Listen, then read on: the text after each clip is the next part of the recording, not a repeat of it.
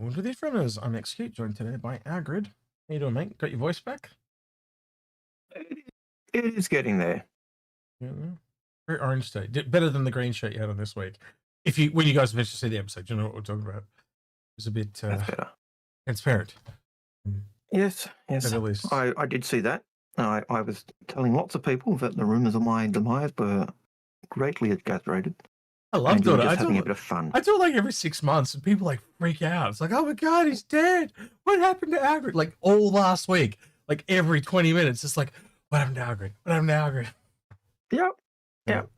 It's, I was getting messages on Discord as well. You dying is the best clickbait I can ever hope for. Well, thanks. Nice to know you're loved. That's all I'll say. Nice to know you're loved. No, last week I was catching up with friends I have not been able to catch up with for a long time. So it was and that was the one time we had. So yep. I'd arranged for Paul to fill in for me, and I had to follow up. I had to chase him down, by the way. That I did. Yeah. But he did a good job. He always does. He always does a good job. I do actually like having a stream with just me and Paul every once in a while. We kind of let our hair down and go nuts. So, yeah. I like also the times when I get to nag with Paul and do stuff with Paul. It's what I like about the Lordicism podcast that we used to do, because it was just a chance to geek out on law. And anyone who loves law knows what it's like to be able to geek out with other people. Well, you'll have to get back to it at some point. I don't know why you guys didn't keep it up. Just other stuff, or other stuff.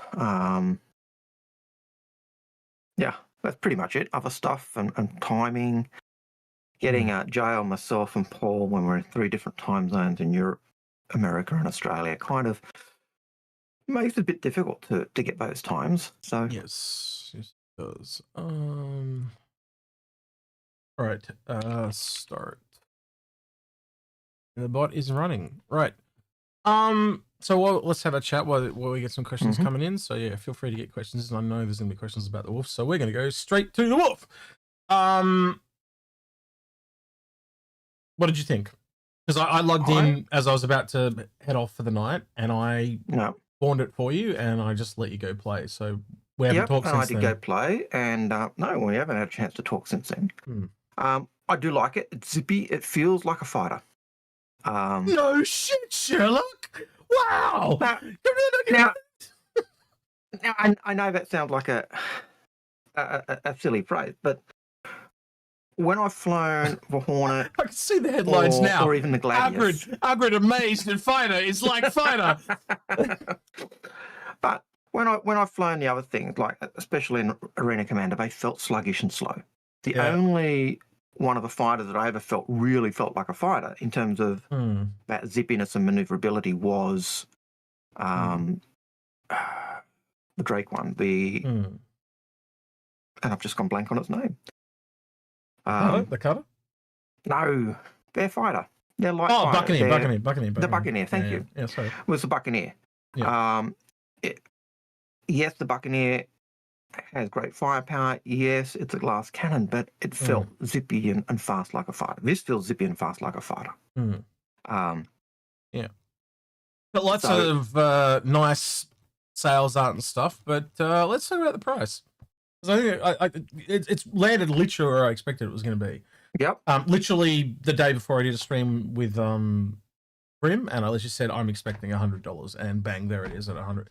And just to clarify, it's 90 war bonds, so it will end up at 100, which is the credit price over there. Yeah. The non-war bond price is 100, which means the non-war bond price is going to be more than 100. Now this is a slight problem for me because the ship is straight to flyable, Algared, so it'll be 100. It is.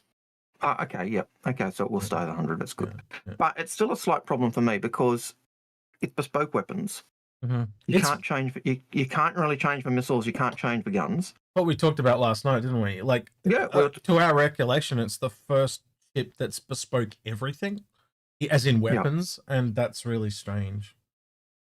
And so when I compare it to the Gladius or even the Buccaneer or any of our ships where I can change the weapon loadout, to me, having bespoke everything makes it feel less. But it's a great ship. Well, like I said on Grim's stream, I said, like, if a Gladius turns up, I've got to go, oh, okay, it's a Gladius. What weapons does it have? Does it have missiles? Does it have bombs? You know, things like that.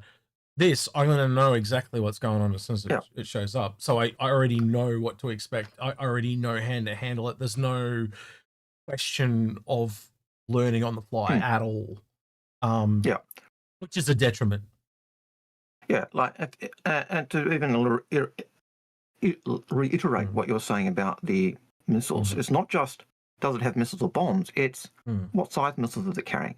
Has the owner swapped out the MDS missile rack for a different, different sizes? This, we've got 8 size 1 missiles, they're inside the wings, you can't change them. It's got V2 bespoke size 4 Gatling guns, which I expect will be Tiger Shrike. We couldn't see in the PT. We had a look, didn't we? We did, I assume they're a Kruger weapon. Yeah. Yes. But there'll be if I look at the other Kruger weapons we've got the size 3 in the Avenger, the Tiger Shrike size 3, which is a Gatling gun. We've got size 2 Tiger Shrike in the P-52, which is a Gatling gun. Yep. This is a size 4. And it's a Gatling gun. I expect it to be a Tiger Shrike size 4. Actually, it shows a picture back up here. Maybe it says what? No, it just says a picture. It doesn't say anything about. But there is a logo on the back of the gun. You can't see it because it's lodged in the thing. But like, it's a craft. Like, why wouldn't they use their own guns?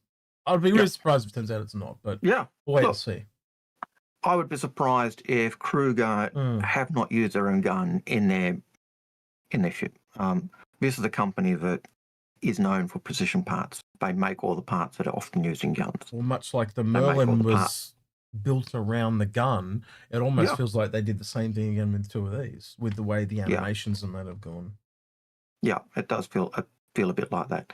And they're known for building all the parts, the precision parts that are needed for building ships. So that's why they have long-term relationships with RSI, Bearing, Aegis, you name the company, they've probably got a contract with them. Now, I've got to give some credit where credit is due. Normally, the QAs are dog shit. They're really, really bad. They dropped this one, and heaven forbid, it actually answers 3 or 4 of my questions, which I was absolutely dumbfounded by. It really floored me. It's like they're starting to learn and evolving. But there was some really good ones. I didn't have a question like, does it fit? No, none of that bullshit. But it goes into like the actual manufacturer here and pretty much confirms what you and I were talking about from the video, that they're pretty much opposition to Origin. They're a high-end manufacturer, but they focus in combat. And believe it or not, the things that you and I were looking at last night is in the aeroplanes. It literally states that here. It says imitating weapons and a landing stance echoing historic single-seat warplanes. And so just for reference, me and Algared were looking at, this is the Wolf. This is a German, you tell people, you're the history guy. This was a Focke-Wulf 190. In many ways considered the best German fighter for World War II. Better than the Messerschmitt 109. When it first came out, it actually forced the British to actually bring out their Typhoon. It dominated the Spitfire, which, by the way, is where the P-52 gets its name. It gets its name from not only the P-52 Mustang, but also the Merlin is the engine in the Spitfire. That was, so the other one I looked up, this is probably the wrong one, but this one came up when I looked up L-21. And it's an Italian biplane. Probably no relevance at all. No, I did look up the Spitfire one, but I couldn't find a reference to L-21 this morning. So the L-21 was also Daimler. Daimler? I think it was Daimler. Didn't you look up racing fighter? Yeah, I did look them up yesterday. L-21, and you said there was a racing thing about it. That's all I remember. So we were expecting that, but here's the interesting thing. If you go right to the bottom of the Q&A, they actually talk about Kruger previously created a racing variant of the Mirror and the Archimedes. Are there any plans to develop similar racing-focused variants of the Wolf?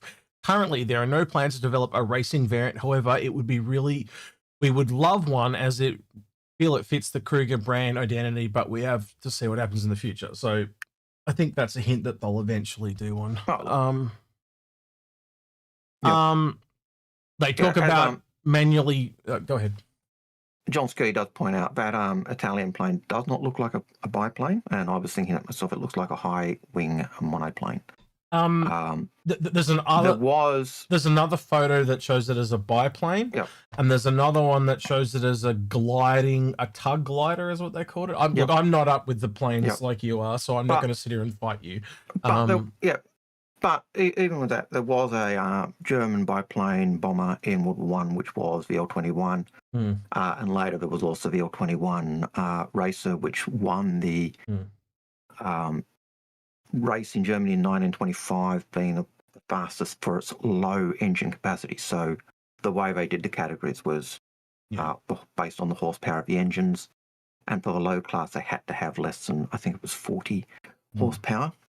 And the L-21 had 2 engines, but they were 19 horsepower each, which gave it that ability to get into that category, and it won that race. So L-21 does fit with a racing theme. One of the things that I did like about the Wolf is the fact that, and I actually think that they're pulling up the ideas of the Focke-Wulf, is the fact that the way it sits on the tarmac or in the hangar is its nose up. Yeah, as it states in the thing. Yeah, and one of the only criticisms that the Focke-Wulf ever got was it was hard to see when you were taxiing off the runway because it's high nose. But in every other category, it generally was seen as being a really, really, really good fighter. So yeah, is there a way to manually retract the weapons, which we all know you can just turn the weapons off, but these are just little things I was really surprised to see in here. Will the fin affect the ship's aerodynamics? Can it be toggled using VTOL keybinds? Long story short, they basically say that they haven't got any plans at the moment for it to affect aerodynamics and atmosphere, but they do want to add a button so you can turn it off and on. So if you hate the fin, you can just turn it off. I would hope that the fin does. To me, when I first saw the fin, it made me think of the Australia 2 racing yacht, the winged keel. That's what it made me think of. Now, totally out of the blue, but yeah. So, it does look. It looks lovely. It doesn't have its physical components at the moment, so that's kind of why it's kind of releasing early. You can kind of tell because there are other issues I had in game, like because it's only available in the PT at the moment. If you don't know what we're talking about, the Wolf. But long story short, when I try to store it, it just won't store. It just won't do it. There's some kind of issue there. So and when I got out of it, I couldn't get back into it because it wasn't my ship. Yeah. So that was something unique as well. So once it landed and got out, I couldn't get back in. That was a bug. Yeah, it's just little bug things. With a cockpit position in the midsection, they even talk about things like this. Like, this really surprised me. You could tell whoever wrote this really knew the questions that we were going to ask, and I'm going to be honest, at least half of them are ones that I wanted answers to. It really surprised me. Again, I will give credit where credit is due. This is a very good Q&A, as opposed to other ones we get that are just will it fit? Well, can I fit? But they're size just one. They're real generic stuff that anyone can figure out without even really having to think about it much. But this stuff, these are burning questions that I can tell people are going to have. But it's really interesting how they're learning. I'm really impressed. So whoever wrote this one, kudos. And I could see this being a stealth variant of this ship. The ballistic weapons mean that theoretically would mean you're not using the overly power to get those energy weapons going. So your power usage should be down. I could see stealth skins. I could see using those stealth components. I do wish it was further at the back, though. I actually think it would have been a really cool thing to have a ship that is completely flown from the back. We don't have enough unique flight experiences. One of the ships you and I take out every so often is the Caterpillar, because it just flies so... And I'll be doing the same thing with the Ironclad. because they will just fly so differently from anything else in the Yeah. game, and it makes it unique. There is no current fighter, but the only one I can think of is the Merlin, but and this is a little bit, but I want something that's completely at the back, almost like it's pulling you along like a pod racer or something. I know there's drawbacks to that, but you can, excuse me, you can overcome that with other positives, I think it's really important when you've got so many fighters that they don't all kind of, let's be honest, for a period there with where the flight model's been, they kind of fly a lot the same. It is nice seeing the medium fighter balance pass come in, and now in the next patch we're getting the light fighter one. It's gonna be interesting to see where they shake out, but my point still stands. They all still fly from the same place. They all very front centered, and that's not always the case in real life either. I'd just like to see something different. I think you'd be in agreement with that, yeah.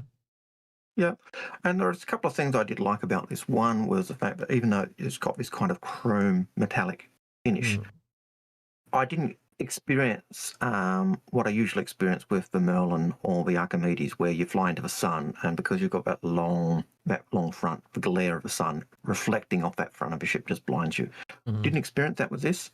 The other thing I did notice is that it does appear that all the components are at the front of the ship, in that long nose area, where in the Merlin, that's where the size 2 weapon would be. Here they're on the side of the cockpit. You're talking about that door we found on top, yeah. I think they're in some kind of rack that comes. Yeah, me and I were talking about this.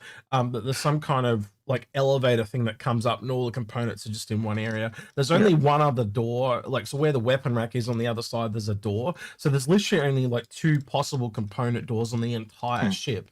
And it was really strange because we were like, this is just not like what we've seen in the last while, because there's literally only, you could open fuel port, a weapon and a weapons door, and that was it. And that's really not a lot considering other ships we've seen, right? On the other side, you could access the storage compartment. Yeah, but it didn't open a door. You know what I mean? Like, open the door, it just opened the inventory. Yeah. Whereas the front does look like it does have. I can't remember if it had a button, but it's not, either way. It wasn't working at the moment, but it does look like it's got this section where it comes up. And the interesting thing is that you were saying you thought this would be a bit of a glass cannon. It is, and it also describes that in the Q&A too. They talk about it being a lot more nimble, and have to. They mention the shields. You got to maintain the shields on it, basically. Yeah. And this is where, if the components are all at the front, this is how it become a glass cannon. Because the second you get shot, that shot in the nose will go straight through all the components and kill your ship. So I think that becomes a negative for the ship. But that also made me think again of the Focke-Wulf. One of the things that gave the Focke-Wulf an advantage was the fact that the pilot was more armored or more protected because of the position of the engine. But that's the thing I'd have to talk to P versus P people about. But my thought would be you'd want to protect the back of the ship more than the front, because if you're being chased, you're at a weakness. So I don't know. I'd rather it's kind of in the midsection. It's like directly just in front of the pilot, except for that one that's right up the front, as you're saying. But yeah, I don't know. Time will tell. But from the people I've seen, I've gone around and watched a few other streamers. Like I was watching Dark Law, and I watched Loken, and I watched a few other people. They seem to think that the guns are more than capable. But again, it's going to be how it shakes out. We're starting to get into that like the Meteor territory with the elitist jerk mentality, where you have to be very good at P versus P to make use of these ships. They are not like down the middle of the road like a Gladius. It's off to a skew.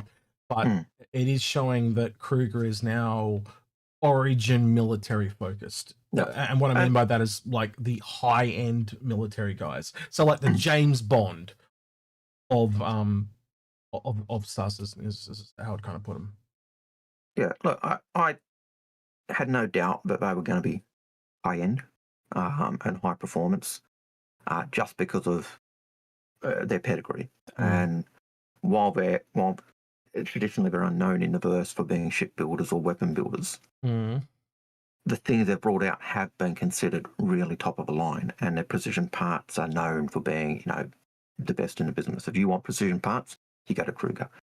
And so yeah, it's a great ship. It feels great. It has a nice feel to it. I really do like it. Someone was just saying in chat, Algared, I'm just bringing this up. So this is a this was by Patch 44. He says this is a DH88 comment. I can see the similarities. I can. So could we get a comment variant? Maybe, I don't know.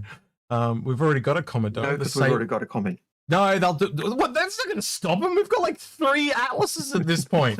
Just so you're aware, there are 3. I can't remember what the third one is, but there is the 3rd atlas, by the way, in game. So yeah, I have to remember what it is. But yeah, so to celebrate this, because you're a big Kruger fan, aren't you, Algared? I am a Kruger fan. I love. Kruger is probably my second favorite manufacturer. Yeah. RSI probably being my favourite, but Kruger do tug at the heartstrings. So I had a little patch made for you in Remembrance. So here we go. Here's the bald wolf. That's your new kill sign. There we go. There you go. Yeah.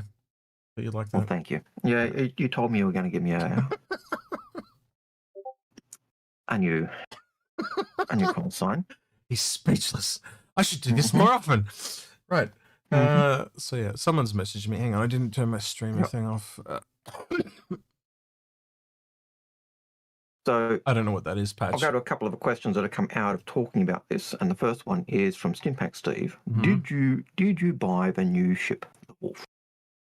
No, I did not. CIG give them to us to give away, and I just fly the giveaway one and review that, and then give it away. If I want to buy it for myself, I'll go buy it. That later, by myself later. And in answer to that question, it is actually possibly making me break the drought because I really do like it. My question at the moment is: do I upgrade one of my Merlins that I've got to the Wolf? Do I buy it outright? And that's what I haven't decided yet. But yes, I do intend to get it. And yes, I do like the not the bold wolf, but the bad wolf. Yes, I do like that Doctor Who-y type. I think illusion. The spelling of how Shenpasta put it in Twitch is better. Like I had it wolf as in WOLF. He's saying WOOF. Yeah. Bold wolf. Bold wolf. Bold wolf. Yes. So yeah. That's because it goes.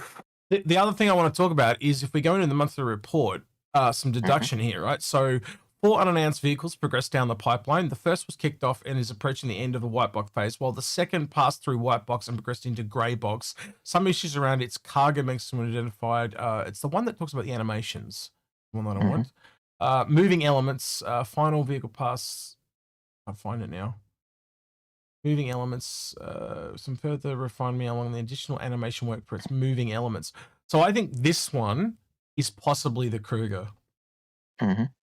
Because if you think about how you get into it and they've got all those moving elements and you've kind of got to jump across it, it's like a custom animation and stuff. Yep. I think that possibly could be the Kruger. If that's the case, I'm not saying I'm right, but if I am, the last 3 are most likely this, and this.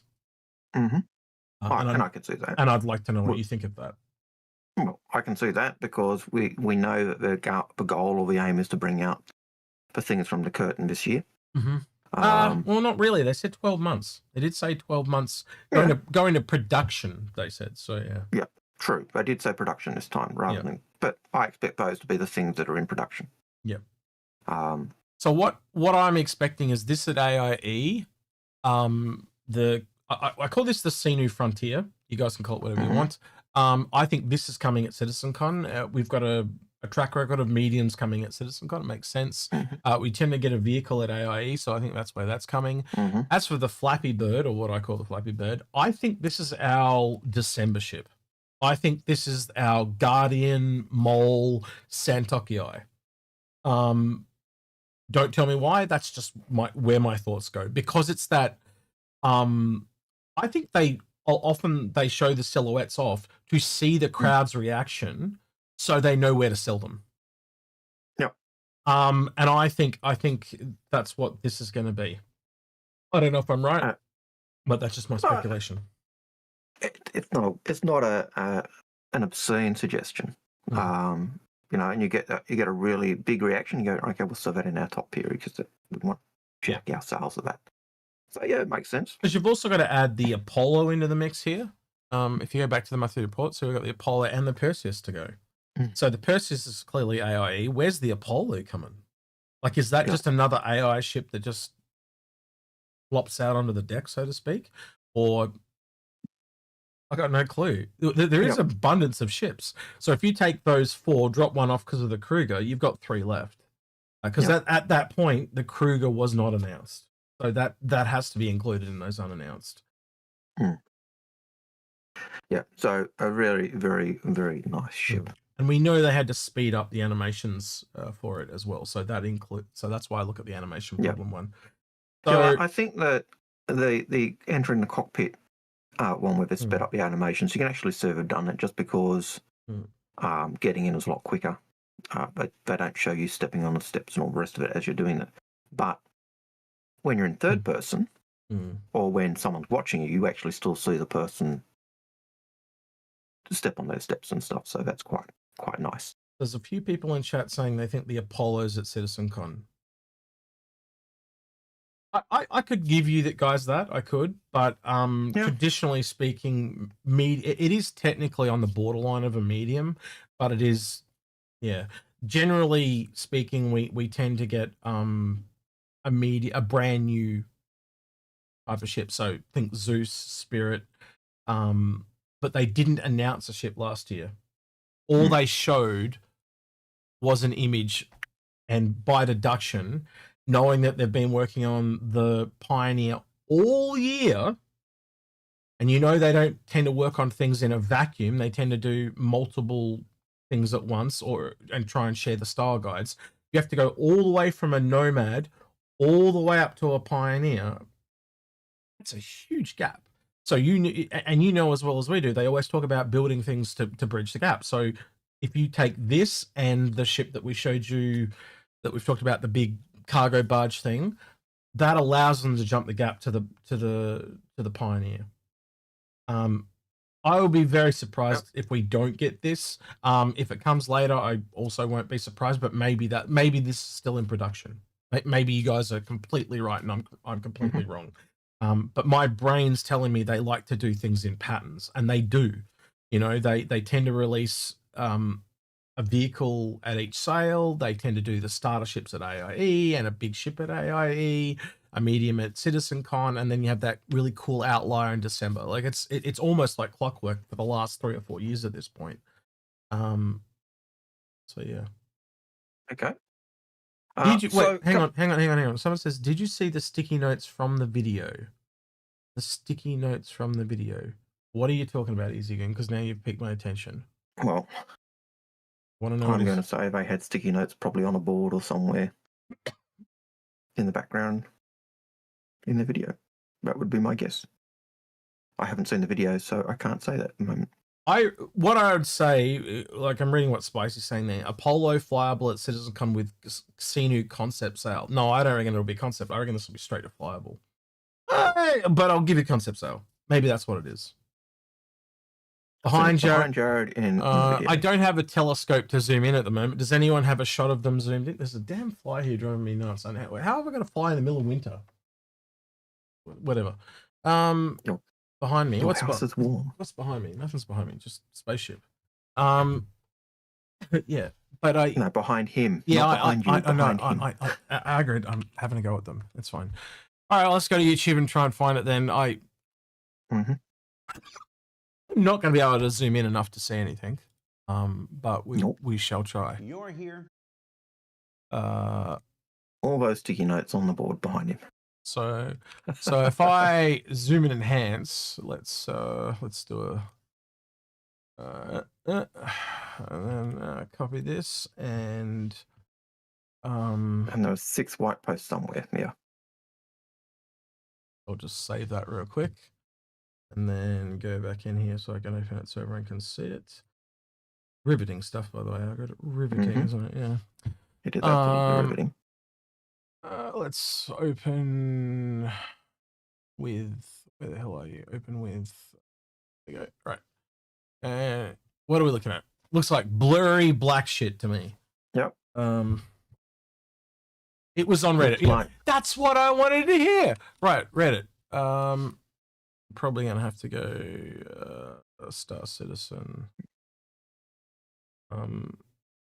Right. The memes. Has anyone actually got the link? I feel like I'm just looking for shit that I don't know what I'm looking for. Yep. I don't see any sticky notes. Someone will have to link it to me. Yep. Yep. It's easier just to get say, send me the link of that. Someone said, look, Discord. Right. 5 people are sending it to me on Discord. Right. Okay, let's have a look. I can see a Spike 6K. Looks like he may have sent it. Yeah, but deleted by Nightbot. That's I can't read that one. That's just an image. That's just an image. Everyone's just sent me images of it. All right. This is what 2 people sent me, but I don't know what it means because I can't read it. I can see Rock TS. I can see the wolf in the middle. Can't see a time something. That's a meteor on the left. Wolf, Apollo. Wolf, Apollo, Jalopy, Rock TS or Rock 13, and can't read it. Hercules. Hermes. That's Hermes. So the something. Time. Something. That says CR. Something times before CR. Time left thumbs up CR. Yeah, something like that. Enhance. Yeah, freaking enhance. I need the AI to enhance. We need. That's right. We need. I want the actual Reddit post. Type. I want the Reddit post if someone's got it, so we can actually. There's people adding me on the Discord. Let's see if there's anything in general. Crazy things was the Meteor, Wolf Apollo, Jopley, Rock DS Hermes. Okay, cool. Right. No one's got the actual link to the Reddit post. Someone says it's the crazy things we do. But no one, Jared. He probably because the other thing I want to point out that's really obvious, by the way, and I don't know if you guys haven't noticed this, is there's actually orange sticky notes underneath the red ones. I think this is all bait. I think this is all him knowing how to fuck with you so well because he fucked up royally doing this before. I think he's deliberately put shit up there like the Jalopy, the Rock TS, and the only one I think that is real is the Hermes because the Hermes was also found in the files. So I think it's trolling like a mofo. And the thing that tells me that is the orange notes underneath. They're the real ones. Yeah. Yep. Doesn't matter. There's Jalopy, so to speak, in Squadron 42. Yep. Yeah. And the Rock, I think, would just be the rework of the DS, given the enclosed CAD type stuff. Or it would be my guess. Or it's bullshit. It's or it's BS. Yeah. And the top 3, well, the Meteor's out, the Wolf's out, the Apollo we know is coming. It's nothing to. That's the old nothing to see here, nothing to see. But yeah, not the first time. Not the first time I've heard Hermes though. Hermes popped up 6 months ago in the files, so yeah, interesting to see. There's some big rumors flopping around though in the file stuff too. I'll talk to you about later, Algared. There's none of that's confirmed yet. I don't want to go down wild speculations. No, we don't. We always like to avoid that. Someone sent me the link. Oh my god! Here we go. Right, this is what I was looking for the whole time. Right, trying to make out what's on Jared's post-it notes. I'll read that one. Nothing we hadn't worked out. He didn't work out the Apollo, and he didn't work out Hermes. Anything that seems Astra, Hermes. There's nothing. No, there's nothing really. Nothing there. New there. Yeah. Okay. Cool. All right. Well, better that than nothing. Right. So, okay. Question. Yes, please. Where's the CCU? Or where's the upgrade? The Warbond upgrade. I think CIG are just holding off for CitizenCon. I I don't assume they're know. talking about the wolf at this point. Yeah, I think it's probably more likely just to do with that it's meant to be like a pre-order because it's not out yet. So maybe down the road in a week or two. Mm. Or they forgot about it. They've done that before too. They've got different priorities. That's not a priority for them. We've seen that before where a couple of days later the CCU comes out. There was an upgrade that you could get for it, but I don't think it was a CCU and doesn't really need it. If you've got an LTI token, yes, the war bond would be slightly cheaper, but On another note, I think someone hasn't checked it recently because it's doing CCUs for me, no problem. Yeah, but there's an upgrade pass for it, but they're asking for the war bond upgrade. So they have a discounted upgrade, right, and they probably just it's a ship under $100. There's not a lot. It's not enough. Yeah. So yeah, there's a upgrade, but no war bond, and yeah, I'm 6 of one, half a dozen of another in regard to that. So, yeah, you're gonna save $5 at that point anyway. It's almost not worth doing. They all those ones that are sub $100 are only ever a $5 discount. So if you're crying over $5, I think you got more problems to worry about. If you're worrying about $5, you shouldn't be buying spaceships. Well, no offense. I think if someone's looking for a war bond bond upgrade to the Wolf, they're not looking to buy the Wolf. They're wanting it to be a step towards something else. Yeah. So what they're saying is you can't get it for $90. You have to get it for $100. But that's already kind of talked about because if you go back here, that's the price here. You're not going to get it for cheaper. Yeah. Unless you buy, if you want to do a $90 ship to start your chain, buy the LTI version at $90. So that's the other interesting thing is now, like Concierge, you've now got exclusive skin as well if you buy it, which is the Thunder one, whatever it's called. I've got to admit that is the reason why I'm tossing up buying it rather than just upgrading to it. It is a rare skin, but I don't think it's that well. I don't know, Algared, you tell me. I still think the best two. I told you the skins that I like, but I know you're not a big skin guy yourself, but I don't think that's really worth writing home about. Is there anything that speaks to you there in that skin? That's the skin you're going to get for $90. Well, I'm going to get $90 anyway. But if I'm buying a ship brand new, I'm paying $90 anyway. But if I get a concierge skin just because I'm concierge, it's a bonus. Yeah. So the point I'm trying to make is I don't think it's worth the money because the other skins that I've seen, including the default, are better than this. I think there's three skins better than this personally. The red skin is certainly the best I've seen. Yeah. The red one, the concierge, and the default are all very good in my opinion. I would, if anyone said that was their favorite, I would not be surprised. I wouldn't judge them in any way, shape, or form. This is not the best.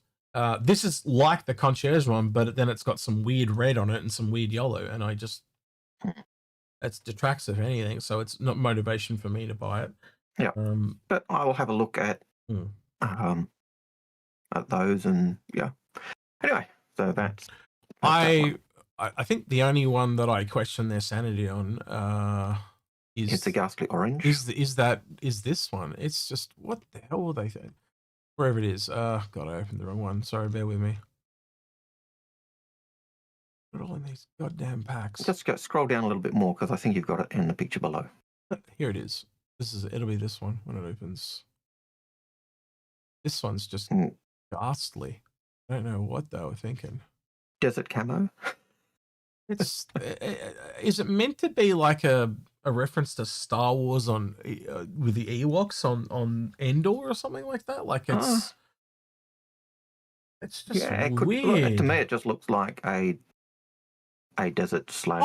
It just looks like a camo. Didn't they have Luftwaffe skins like this on some of the German planes? There were certainly tank skins. That's probably what it is. That's probably what it was then, if that's the case. Yeah. Someone else just said it in chat too. Hook 2005 just said that. So yeah.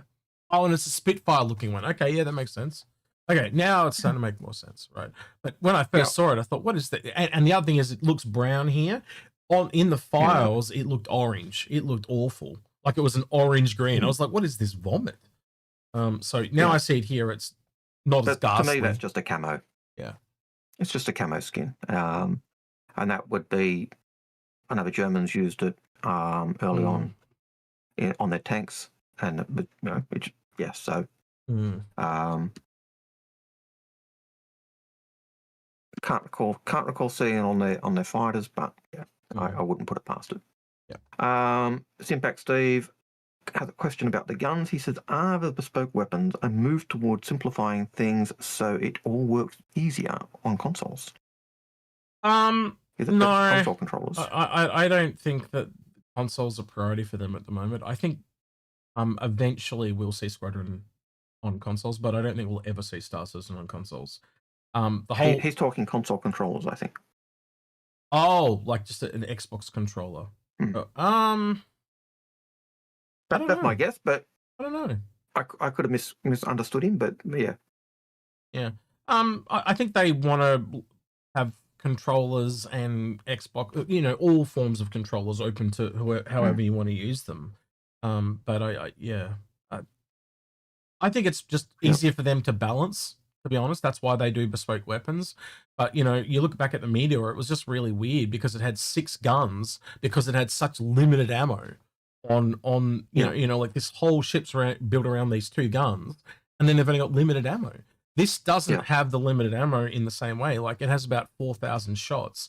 Now, I don't know about what your ammo count ended up being, but when I did that first Gillies mission, so it was a Cutter, a Pisces, and a Prospector, was it? Prospector. Yeah. So after killing those 3, I had just under half my ammo left. It was like 1,946 of 4,000.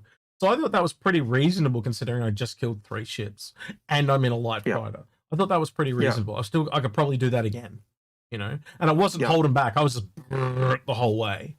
And there's some pretty, I think the Pisces was the only one that you don't struggle with because they're quite tanky, those 3. The Pisces seems to just pop. Yeah, but the Cutter was tanky and the Prospector is fairly tanky. Yeah. So it was an interesting test. But then I did a second one, and then I literally went up against an Arrow and a Mustang, and they were just nothing like the others. They just popped. So I think against other light fighters, it's definitely going to have a leg up, but it leans into that glass cannon territory. Yeah. No, 100% agree. Like, I didn't have 50% of my ammo left. I probably had 1,500, 1,200 shots left.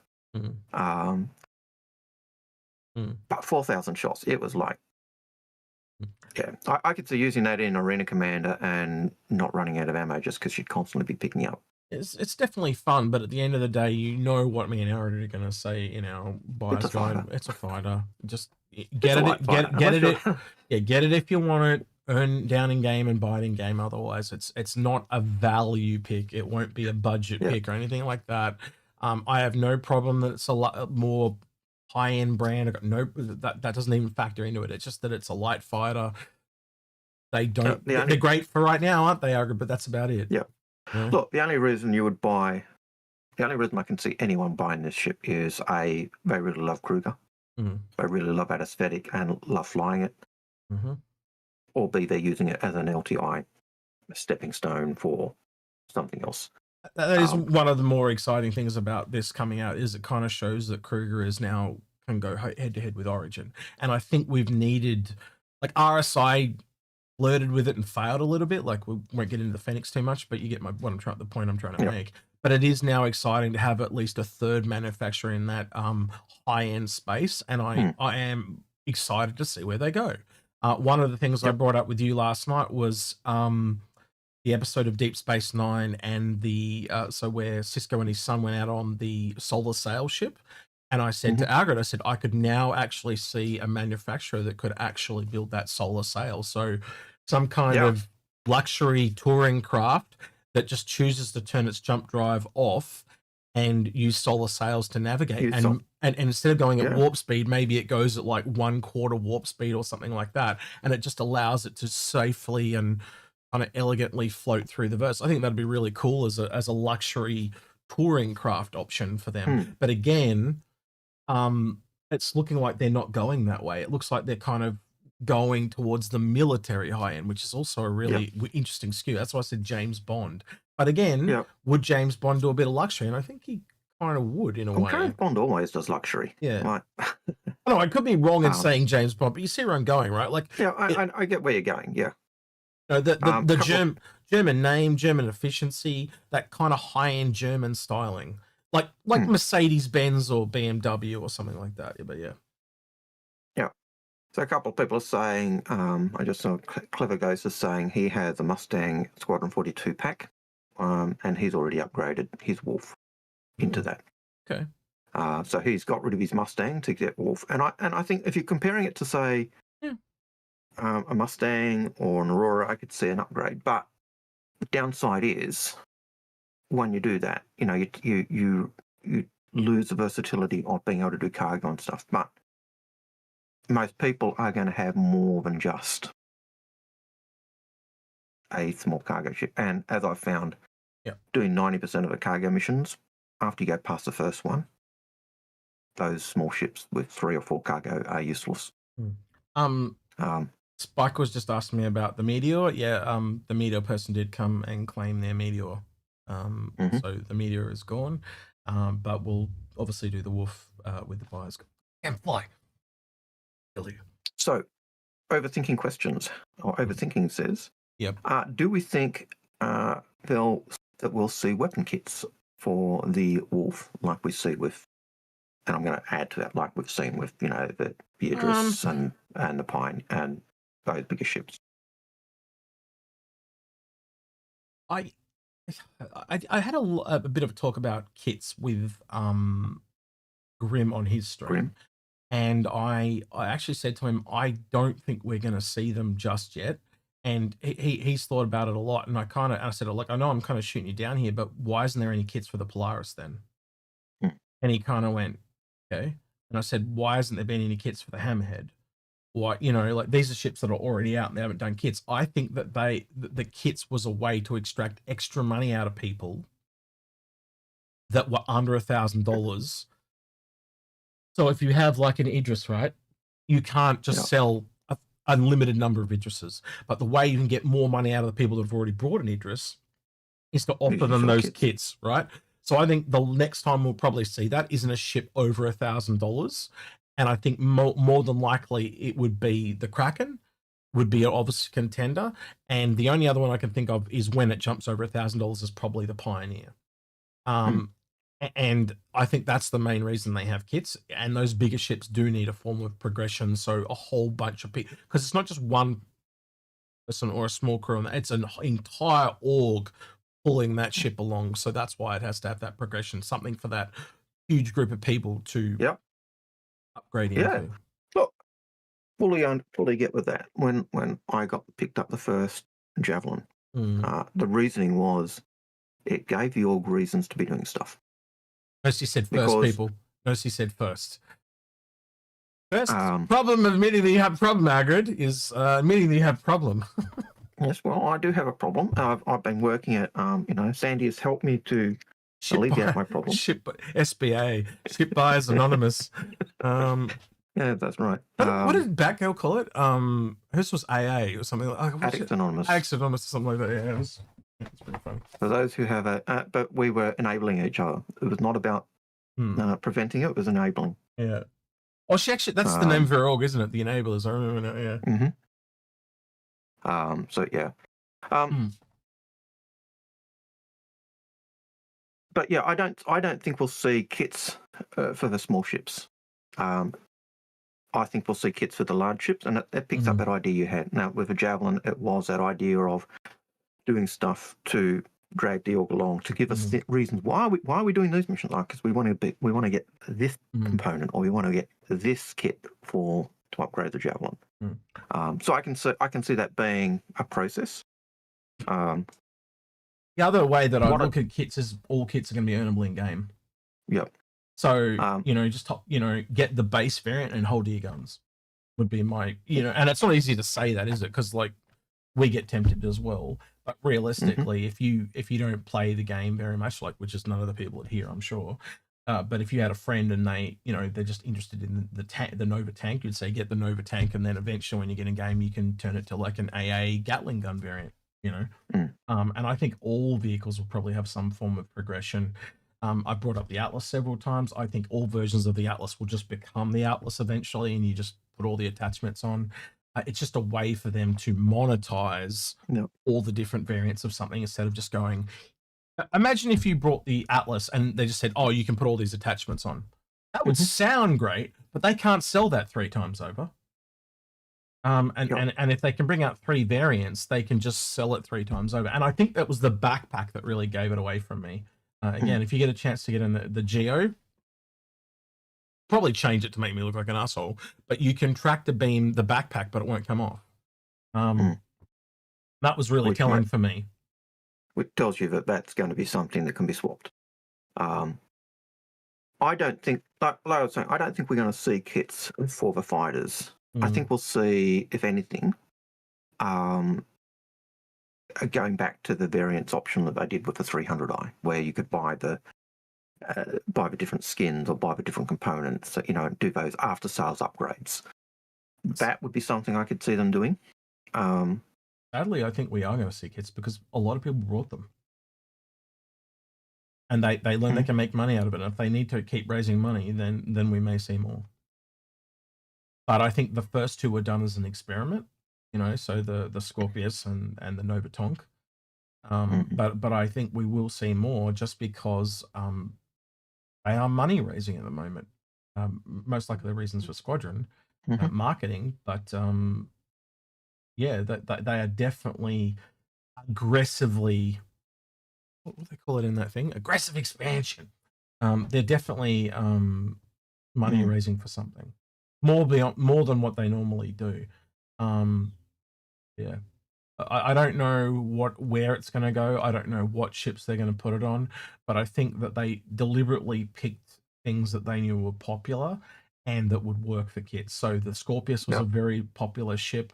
The Nova Tonka was a popular with a lot of people, and then just giving someone else an option to swap it around made a lot of logical sense. But you can't do that with every vehicle. Like you can't take a.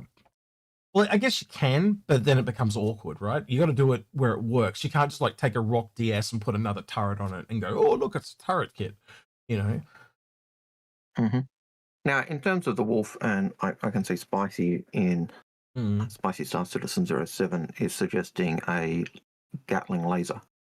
That would work. The reason, but I would not see, and Kruger would not attach someone else's laser to their ship when they're building the weapon, so they would be building a brand new weapon line. So at the moment they have one weapon line, which is the Gatling lasers, the Turkish rate.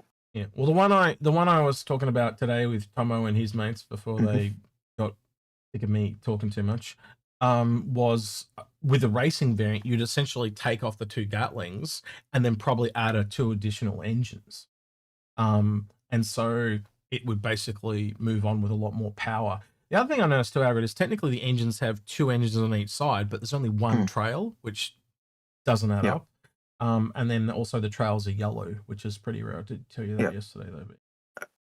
But if I was taking off weapons to add more engines of any form, because of the way the ship it feels quite fast and zippy. But one of the things you pointed out as we were looking at it yesterday, that it felt like it does a lot of sliding. It's not the best in turning.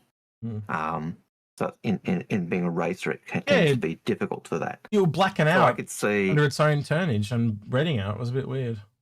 So I could see thrusters to increase that turning. What you need is a racing. I know you were wearing your racing suit, which should increase the inability to black out or reduce that. And it was still doing it. Yeah. And you're still doing it. I didn't find that too much myself. Maybe you're just too erratic as a pilot. I don't know.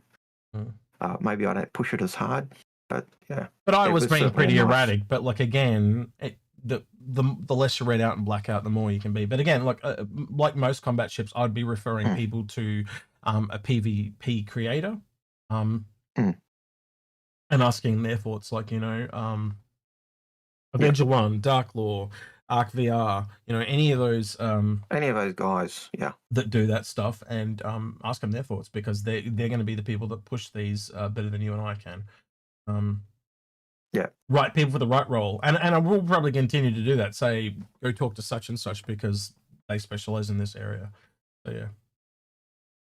All right. Yeah. Next question, Algared. I'll just have a look for, okay, best ship to carry an L21 in, or the Did you Wolf say in. something about the Carrack? It could fit in the Carrack? Yeah, someone had said it fits in a Carrack. I wanted to test that, but I couldn't get back into the Wolf to actually try. Okay. Maybe someone will let us know in chat. It is 2 meters longer than a Cutlass. Not a Cutlass, an Aurora.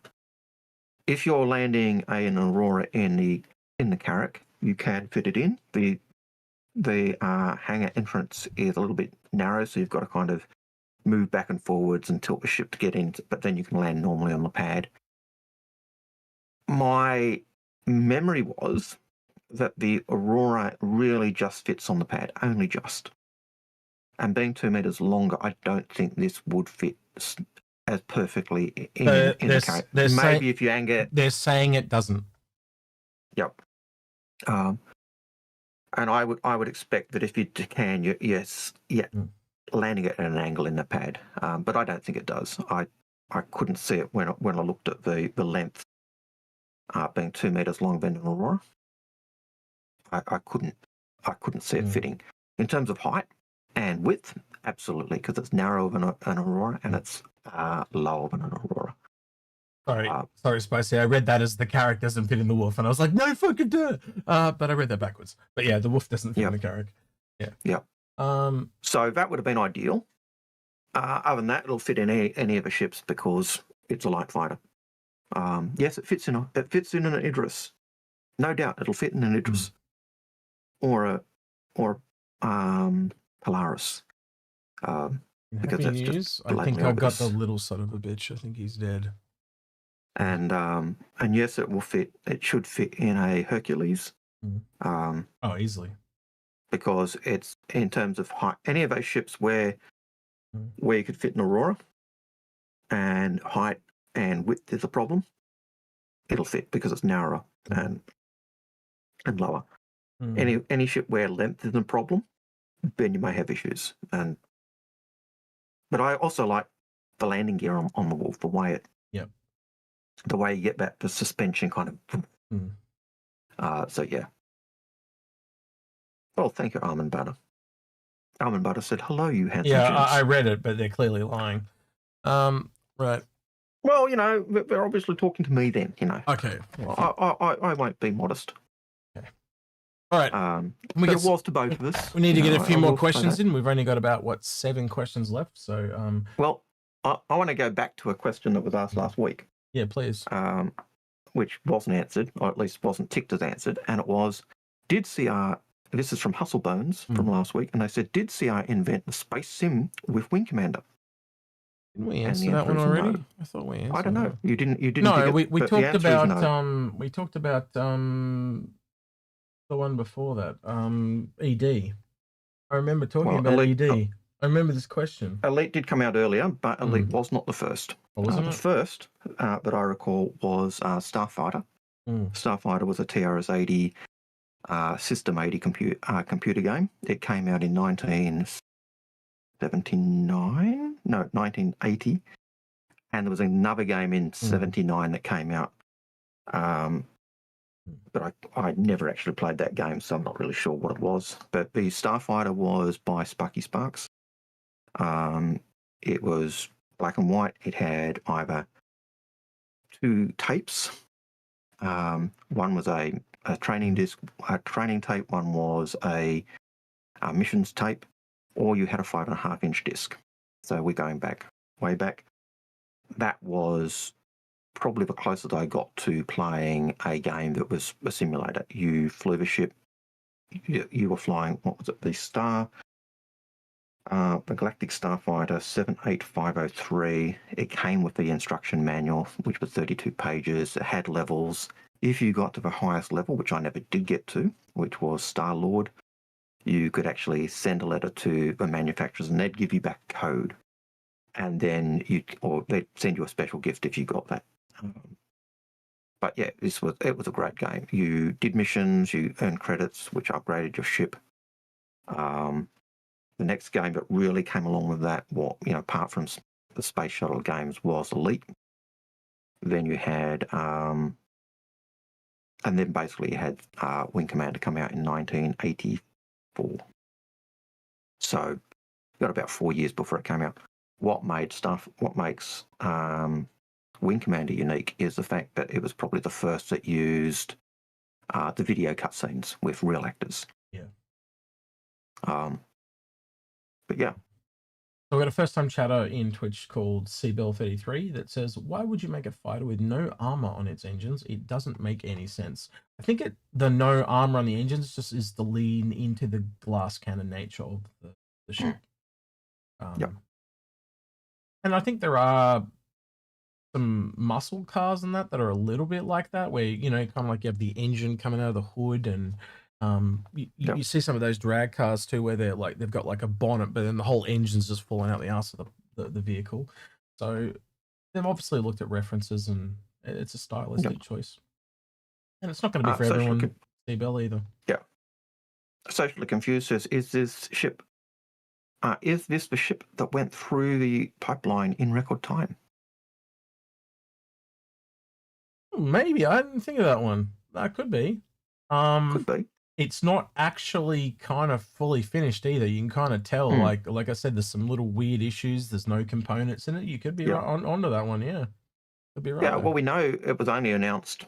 We only saw it being announced or talked about earlier in the year, when they had the ship guys on, and they were talking about what they were working on, and we had just the sneak peeks of the drafts of the concepts of the Kruger ship. So yeah, it could be.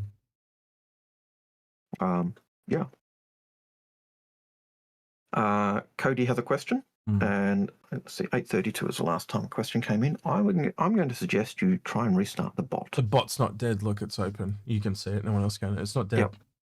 Okay. They're just not talking. We have put him to sleep. They just tune in to us so we can put him to sleep, Algared. That's what it is. Yep. So yeah.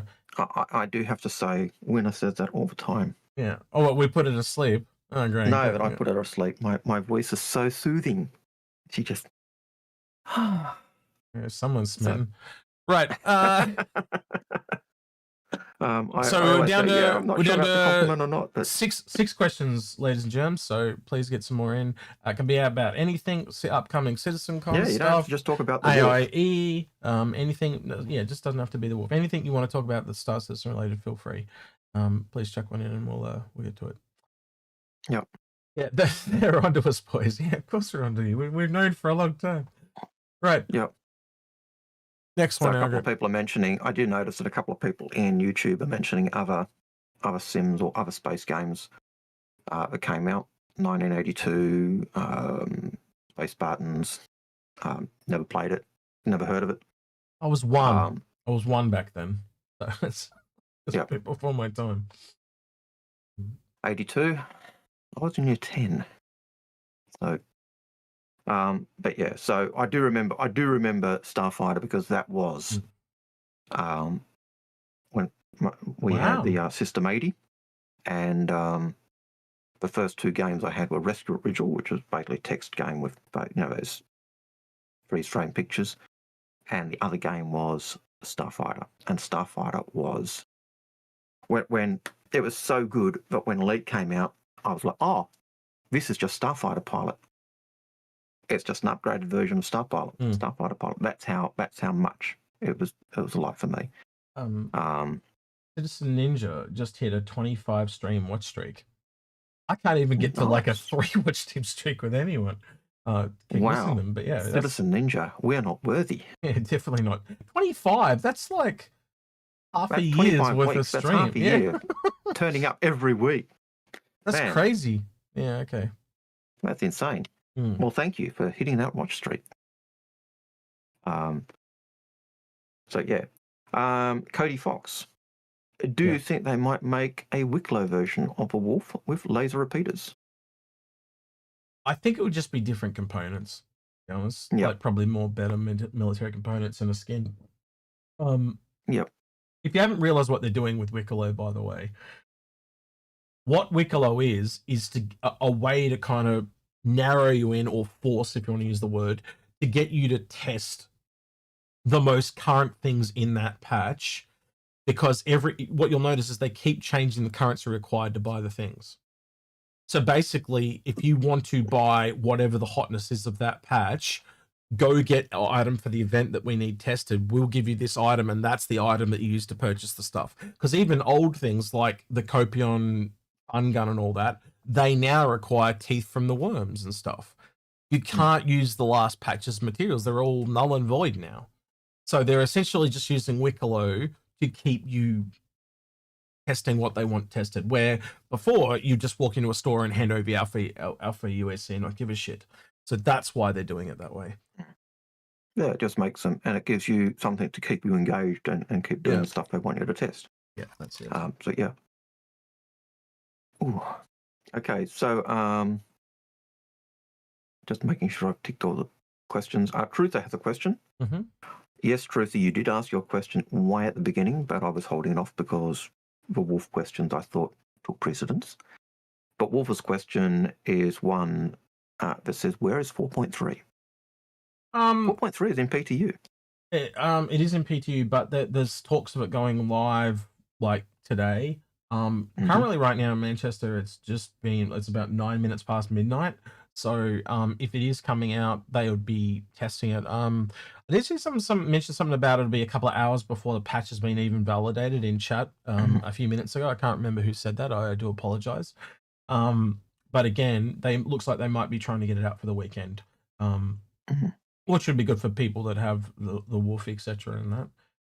But again, by the same token, I'd rather they not rush it and we have a buggy patch over the entire weekend. You guys can remember how they go. I'd rather they just wait and do it on Monday, personally. But that's just me. No, I kind of agree with that. Nothing worse than having a patch with new things in where the game's just constantly breaking. It's much nicer if you can just have a nice seamless gameplay session. Yeah. Although if the patch comes and it fixes the freight elevators, that would be nice. There's not too many fixes in there that I think there'll be a relevant note. And again, if you watch the video with Disco in it, he kind of alludes to the fact that it's going to take a little while to fix them because there's just other priorities right now. Yeah, well, I can remember, them talking about things like freight elevators and lifts and the problem of those, and going, yes, and the people who did that code aren't here anymore.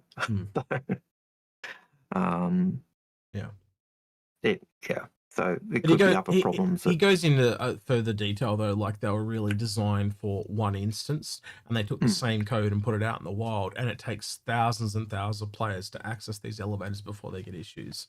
But once they have those issues, they don't fix themselves. So they're trying to implement self-repair things and stuff like that, and see if that'll work before they come back and have to do bigger fixes. But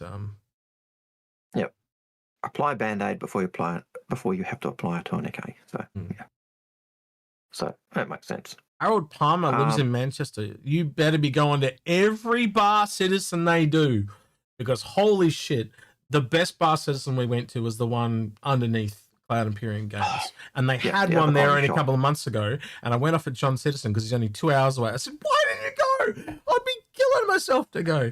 And he didn't go. But yeah, Harold, you better go to every single one. You got no excuse. They're just down the road. Tell you like half an hour to get there maybe. Yeah, that bar Citizen. In fact, that was also where we had our chat with John and later on, and Ben. Same restaurant, really nice little coffee shop / restaurant. Nice ambient music, not blasting your eardrums out even when they had the bar Citizen. It was wonderful. You could actually hear people talk. It was probably the only bar Citizen I've been to where I don't feel I've been yelling. Well, we had to be there a week before CitizenCon. But it was just really good. It was a target-rich environment. There was 14 citizens and like 40 developers. Normally it'd be the opposite. You'd have one developer and like 5 citizens sitting around them. This was like me sitting down and 5 developers around me. It was really surreal. It was a numbers game. It was interesting. Yeah, it was even later when we joined the table, and there was another table kind of next door. They were all developers, like 3 or 4 of us, and literally, as you said, 10 developers. It was well, they tend to be weird. Asking me questions than the other way around type of thing. You know, it was just interesting because there's so many of them listening and stuff. So yeah. Yep. But I would highly recommend 10 out of 10. Would do again. Yeah, attend as many of our citizens you can if you're in that situation, because it's. I think the thing we've learned though, me and Algared, is definitely you want quieter places to talk. Like they did the whole nightclub thing there where they rented out the whole street. I would never do that again. It was just too loud, too much music. You couldn't talk. You couldn't. I don't mind the drinking. I got no problem with that, right? It's just the sound. They would have been better off to like hire out an entire gym and just do their own food and drink. It would have been way better. And I know you got to get a liquor license for like a one-off night or whatever, but still, that would have been better because then you can run the event how you see fit. And if the alcohol thing's too much of trouble, then just don't have alcohol. I would have thought if you're closing off a street and you're booking every one of those pubs for your event, you say, we don't want music. Low music as ambient sound, not mind-deafening, blasting your brains out, because we're going to have 4,000 people who are going to be rocking into all the clubs, and every one of those places was chockers, and they were all chockers with Star citizens. It wasn't as if, you're not going to make any money tonight. The street's closed. We're having a street party of people who want to talk about the game. Don't blast us out with music. Yes, yes, father and son gaving. Algared was the drunk one dancing on the tables. That was him. Yes, he had a kildong too and a bagpipe. Yeah, I think you obviously smoked too much of something, or clearly that was when you were sick. With this asthma, I don't smoke. But anyway, no. You obviously were sick. That's clearly the case, and I do know you were quite sick. As we both were. It was shocking. Yeah, we both were forwards. But that's why I know you were quite sick. So yeah. So Shenpasta Z, thoughts on the delay? Is it because of the ship? And I think we've already answered that one as well. Yeah, it's just the little teething issues with that ship for sure. I reckon it's more than just the ship though. There's mainly the ship though. I think it's got to be mainly the wolf, because they know that that's what most people are going to be jumping into and wanting to try. And as I said, like it can't despawn. As in you can't kind of store it. And there was just some other weird little issues. I think they'll fix it. It's not a problem. It's just, again, do you want them to rush it? I don't know. I rather them not rush and get less complaints, but that's just me. But they're going to do what they think is right. So you may have answered this or talked about this a bit earlier, but hey, Execute. This is from the Glass Sword. Hey, Execute. As a skin hunter, how do you feel about one of the paints being locked behind the paywall bond purchase, i.e., I think the heatsink paint? Yeah, as long as it's not the best skin, I don't have any problem because I'm not going to buy it. Well, someone might think it's the best skin. Yeah, I think that is a concern going forward, that they're going to start to. It wouldn't be the first time they've done that though, but it is one of the first times in a while. I can think back in the day, they did a lot of things that made people have FOMO, like the racing suit. And then the racing suit finally came into the game, which is that Origin one so when they brought out the kitty one, they brought out a plain white Origin one. That was actually assigned to be with the 350R. If you bought the 350R in like concept or whatever, you got a free Origin racing suit. Turned out to be like $7 worth of stuff. So really, does it matter? And all you had to wait till it came out anyway. So doesn't really matter. In this case, though, it's exclusively locked until it's earnable in game somewhere. So that is quite a long time. For me, I don't really care whether skins are sold and locked, initially behind a wall bond purchase or anything else, as long as eventually I can get them in game. I think the more either buy them or earn them or whatever, but yeah. The more famous one would be the Nautilus Solar skin. That would probably be the one that annoys me the most, because that's a really nice skin. Yeah, again, you'll be able to get in game eventually. Hell, you'd probably even be able to buy it as soon as it drops. Mhm. Just yeah. All right, Yep. Cody Fox. Question: what do you think will be the September ship? Any thoughts there, Algared? No, I don't think about it, to be honest. I don't really bother about when the ships are coming. I'm not that fast. I'm waiting for this ship. A ship comes, it comes.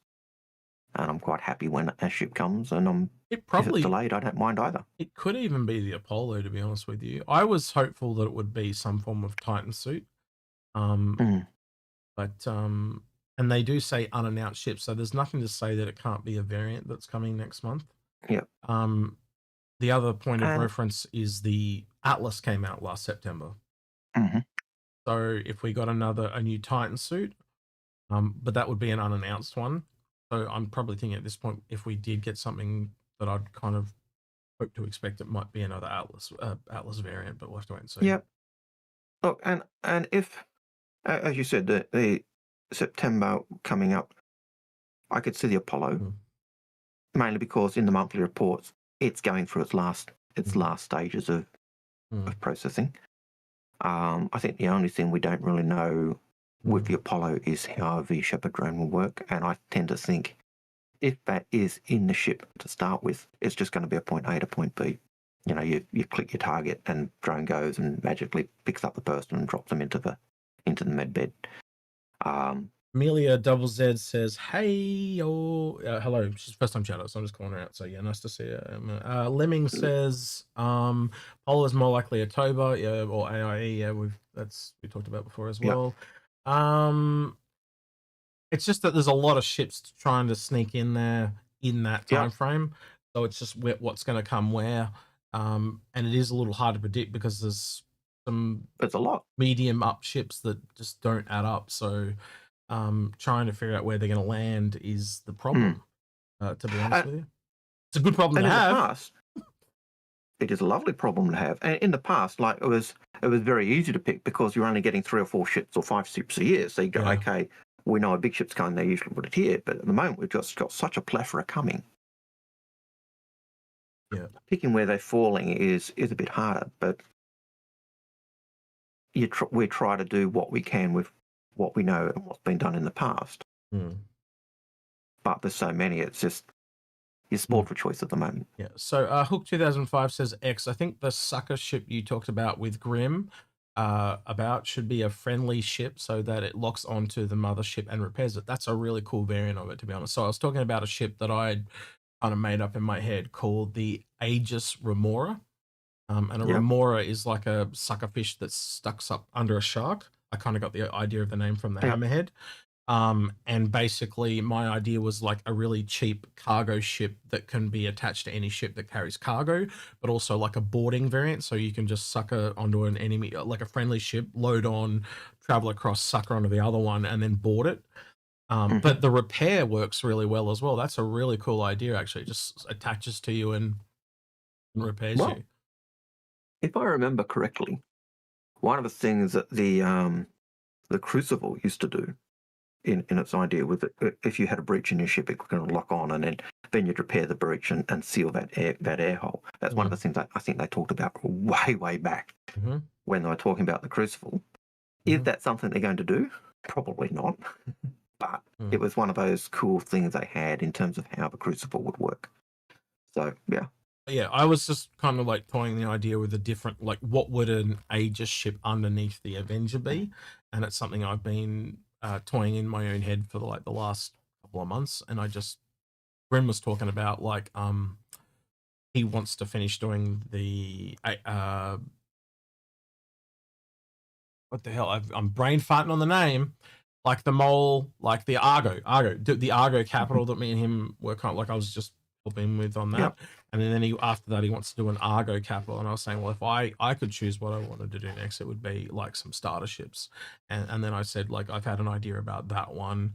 And you know, what would some of the ones that are gaps in the lineup? So, you know, yeah, just different ones that are like what's a a cheaper version of the Intrepid? Like, what's the normal Crusader starter? Is there even one? You know, things like that. Look, we don't have something under the Avenger. Just things like that. So I think there's a few in there that you could do that would be kind of interesting to shake out. And my kind of rough idea of it is, it's like you know the ship in Prometheus, the one that's the platform ship that kind of comes down and it's got the little crane on it, kind of like that, but you drive it at the front and off to one side, and it's literally just like a platform, and underneath is the components and the magnetic thing. And so it's literally just a platform, but you could, like, again, put seats on it. It turns into a boarding craft.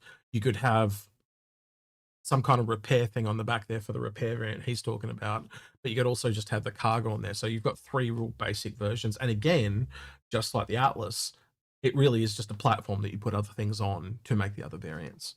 And I just think that would be a cool little utility military ship that you could see as a really cool runabout for military ships that just chucks a bunch of shit on it and goes. It makes a lot of sense to me. You know how they have a lot of utilitarian stuff, like it's kind of plain but really functional? That's kind of what I was going for.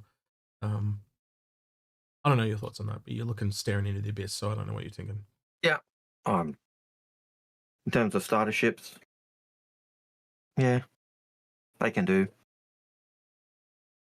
It's an interesting concept. Interesting idea, but it's just my idea. It's nothing fantastical. It was just, yeah. Shinobi Trip has a question. BF-41 Finnow, laser variant, when? Following the F-72 president or the P-72 president? It's like you said, they need to make a new weapon line from Kruger. Yeah, I don't see them doing a laser variant until Kruger bring out a new line, a new weapon. Can they do it? Yes, because they make all the components for all the weapons, from triggers to barrels to condensers. Really funny. It's something like they like a hostile collab. So it's something like Hurston buys up a whole bunch of Kruger ones and then sells them off with like modified, like they've taken all the Gatlings off and put on like attritions or something like that, and so it's like the Hurston Fenris or something like that, and they'll just remove Kruger completely from the naming convention. I think that'd be pretty funny as a variant, but also a collab would work. A collab would work. Yeah. But I don't, and we've seen Kruger do collabs. Probably with Bearing, with Aegis. We've seen them with well. They mentioned Bearing in the in one of the initial description. Yeah, because they provide a lot of the parts of Bearing. But the ones where we've seen in game the collabs are with Aegis putting their Tiger Strike on the Avenger, and with RSI doing the P-52-72. So technically, if they provide all the parts for Bearings, doesn't that kind of make it a Kruger laser in a weird, roundabout, kind of strange way? Maybe they haven't made a Kruger laser because they're under contract, copyright contract for stealing proprietary works or something. Yeah, maybe. We can't build a laser even though we do all the parts because they designed it.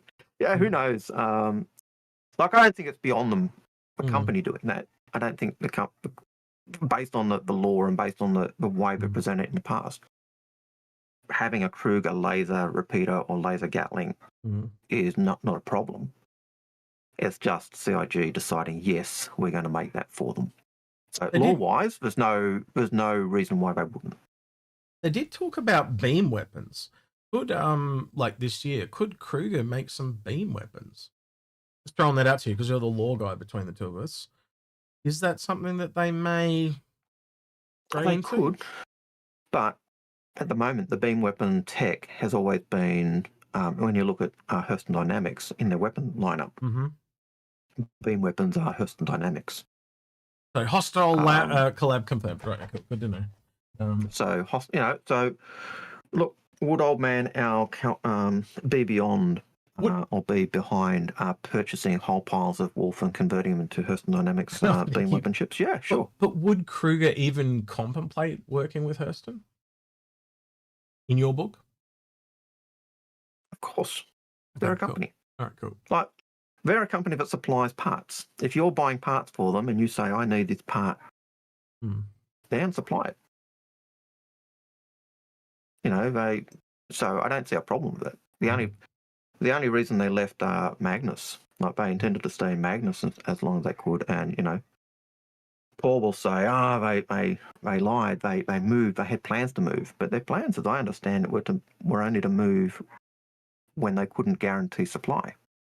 So we'll stay as long as we can guarantee supply was as I understand it, the memorandum.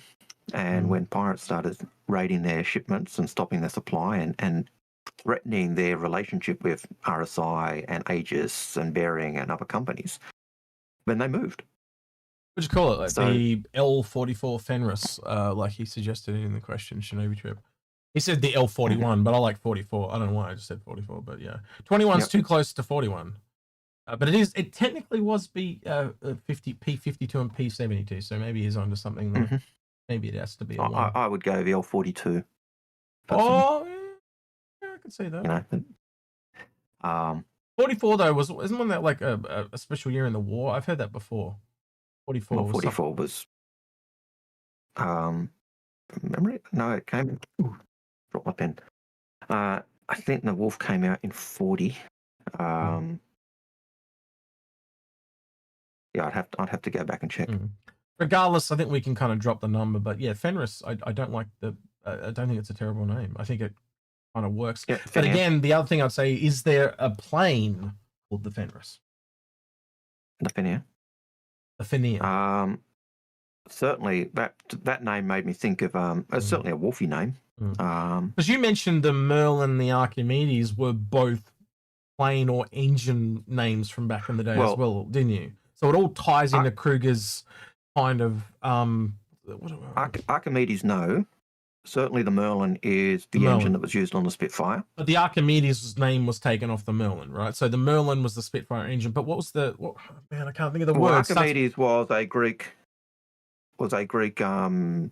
engineer designer who, you know, built laser weapons and or solar weapons and things like that. Trying to think of the name that starts with C that means a group of names, and I cannot for the life of me think of that word that I always forget. The naming convention, that was the word I was trying to remember.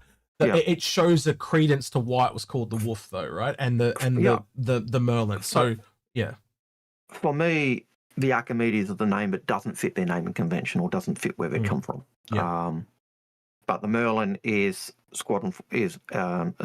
the Merlin was the engine on the Spitfire. The P52 was the Mustang. So maybe for Shinobi Trip, go back and look at some ship names or plane names, I should say, not ships, and see if you can find one that's wolf related, or you know, wasn't there something around the Fox as well? There was a ship around the Fox, but I don't know. Again, you might find something if you want the name that they're likely to use. From what we can tell, it's got something to do with the historic warplanes, and they do mention that. If I bring it back over to the Q&A, they actually do mention that in the first thing in the Q&A. And landing stances that echo historic single-seater warplanes. So look up historic single-seater warplanes and look at their names, and I think you'll probably get a tip of the hat of to where it could possibly be going. So, if they did one, if they did one. So yeah, patch 44. Yep. Do you think sitcom video contest winner giveaway fighter is a wolf? Or yes, very much so. Or whatever ship that comes out at CitizenCon. Yep. If I were doing a really cool one, I would say the winner of the video, and I hate the video contest, to be honest, because it eradicates 90%, you know, the people just don't have the talent of creators. But if I was looking at a really cool ship, well, it puts creators in a favorable stance, doesn't it? Because they're already doing video content. That's the issue with it. Just, you know, Joe Blow normal that comes along can't do shit because he's a plumber. You know, like, it's just a bit unfair. But the ship that would be really cool would be Cal Mason's version of the Hornet. Yep. So, the other one that comes up when we're talking the laser weapons and beam would be those beam weapons that used to be on the Defender. Put them back It'd be on. nice to see They're back on. put those weapons back on, and I could see. No. They are back on. All right, but that would be nice to see on this type of fighter as well. Those. I think they've just got to turn them back into the beams though, but they are planning to. They're back on, but at the moment they're more like lasers. But having a beam would be really cool. Foxbat. So, yeah. Foxbat was a Russian plane. That's not terrible. It's a really weird visual, but Mm-hmm. Can you imagine that? Like, I see why they call it a Foxbat. Actually, it makes a lot of sense. Yeah, Mm-hmm. Foxbat's not a terrible name. Kruger Foxbat. Maybe. I don't know. I have to see. But yeah. Overthinking. Yeah. Oh, that's what we all do. Let's be honest. We've got not much else to do. No, this is the person asking that question. Overthinking. Okay. You played that well. Good. Well done. Kudos. I'll give you that one. Right. Next one. Yeah. If the wolf is like the anvil arrow, do you think we'll see Kruger's anvil Pisces next? Arrow, do you think so if the wolf is like anvil's arrow, do you think we'll see Kruger do a Pisces type? Well, the same thing I put out to you is like Anvil has two starters. They have a Pisces and they have an arrow. You know, I think you've essentially, where do you position this ship? Because it's a light fighter, is it the advanced starter or is it the starter? And that, I leave that up to you. I think that's what he's trying to ask there. Look. Yeah, you could have a smaller ship, but again, we don't quite. That's what me and Algared were trying to figure out. Why I said things like the solar sail. Do they go a little bit into the luxury? Like, do they actually blur the line with Origin there, or are they just both high-end manufacturers and they stand apart? We don't know yet because there's not enough ships in the lineup to determine that. Is there? Yeah. Look, I think certainly you've got the arrow being the advanced starter. At its price point, I think it's around $90. 75 from memory. Sorry, 75, and the Pisces is like 60. So I would agree with you. Yeah. So, and this is 90. So you've got your luxury tax and your precision tax and all the rest of it chucked on. Definitely, to me, you could have a ship below it then. Yeah. So at $90, it's an advanced starter. It's not a starter ship. And so if you're bringing out a starter ship for Kruger, then I could see a smaller. Yep, stand corrected. Lemming prices is 45. My bad. Sorry, I'm thinking of the C8R. I think it's where my pricing is from. So double check my pricing on that one. Is that 160? I've probably gone backwards. Anyway, sorry. And I'm probably thinking starter packs when I do my pricing. It always throws you out when you used to buy them with the game packs because you're adding 20, 30, $15, $20 on. Well, so that's where I come back to, like, do like, because my brain goes to something like the Rambler by Krugler, but so like a budget explorer. Can you make like a little solar sail ship or something like that? That's just this little cruise thing, like almost like a gondola for space. So you and your significant other just sit there and think of the stars. Yeah. I can see Algared and Winter in it now, and then me coming along and ruining their day. But you just have to turn up and you're drawing the day. I just like fly around and say, Algared, come on, we've got a show to do. Let's go, Algared. Don't do this anymore. Yep. See how cruel he is. Cruel? Oh, yeah, okay, sure. Could I see a smaller Kruger ship? Yeah, sure. Something between the P-52-72 and the Wolf. I'm not sure what it'd be. You're looking at some form of military ship, I think. Like Paul said, racer. Like Paul said too, Castra is where Kruger are stationed, and they're going to have to build a showroom like they did for Crusader. And right now they've only got the 3 ships. They kind of probably need a few more things to fill that out, don't they? Yes, but given they do all the parts, I could imagine them doing components as well. There's nothing to say you can't have a section of like maybe only a quarter of it open, and as they add more ships, they open up more and more of it. So, or maybe that's their jam. They've just ventured in, and they only have a small selection. They've only got a small collection of ships, and And I as- could see them doing, like I said, components because Hmm. they've got the parts, or being a place where you upgrade your components or upgrade aspects because they're, again, they specialize in all those bits and pieces. Like Lemming said, the Crusader showroom opened with just 3 ships. So, and then that's expanded out to be all their lineup now. So, yeah, it's interesting to see what they'll do, but I've got the feeling Castra is going to come quicker than some of the other systems, just because even if you look at Nyx, right, Nyx doesn't have a lot in it, but it's got a lot of small little locations, right? Yeah. Where when you look at Castra, it's essentially 2 planets. I believe one of them's a gas giant. I'd have to get. Oh man, let's just do it live. I'm not going to sit here and argue with myself. What is it? Star map. All right, let's take him over to the browser where this thing loads. Scott, apologies if it brings up the annoying noise stuff. Thought I had it muted, but sometimes it comes back on and fills my ears. All right, Castra. There it is. Let's go have a look. Take me to Castra. That is one big sun. But yeah, just the 2 planets. There is no other. So what is it? Castra 1, which, what is it? Information.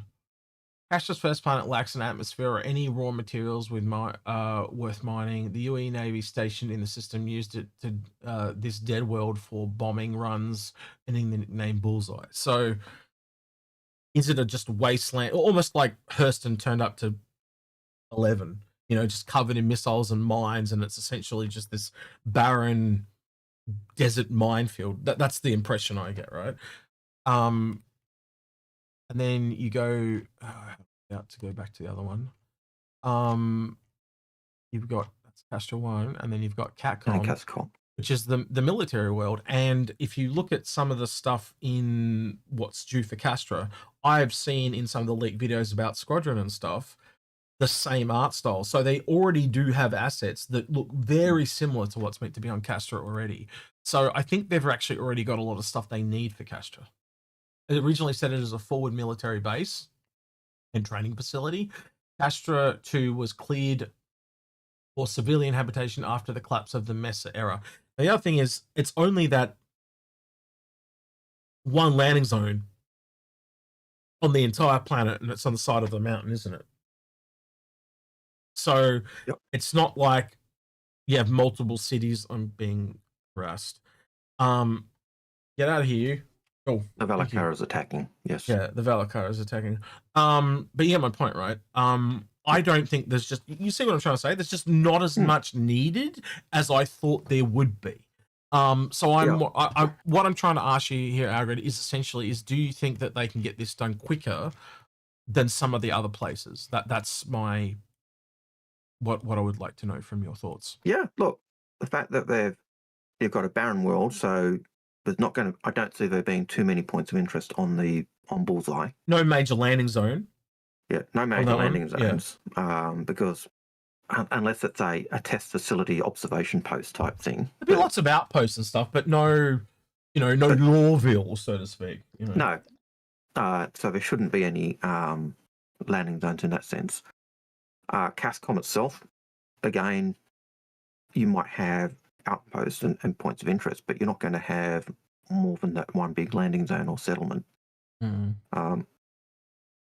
And then I can't recall if there's asteroid belts or other stuff. So the points of interest are a lot less than you find in other places. Will they fill it out with points of interest? Sure.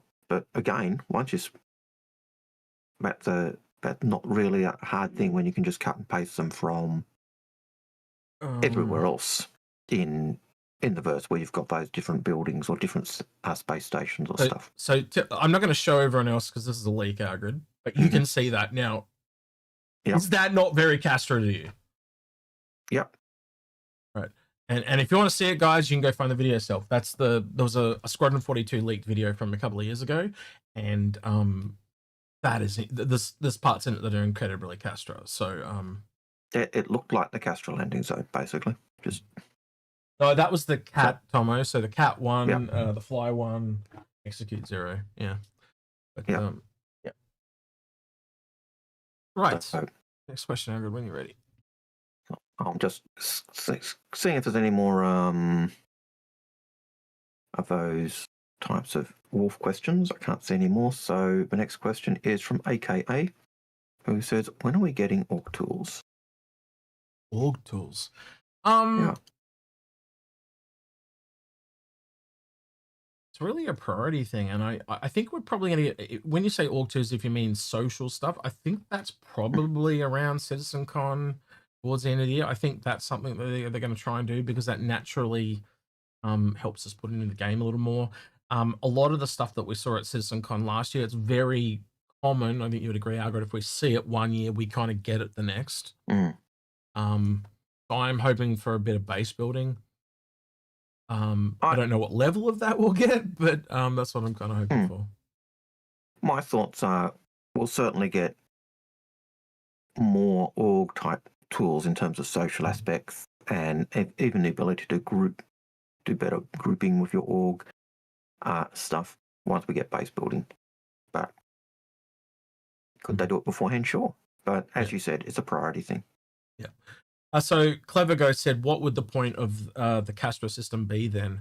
I think the other thing is they can kind of, if you look at Stanton and even Pyro, they kind of roll it out, and then they've just added more and more to it over time, as long as those key things are done. So we also know that they redid the entire Stanton system with 3 people in about 2.5 months at one point when they were doing V4 tech.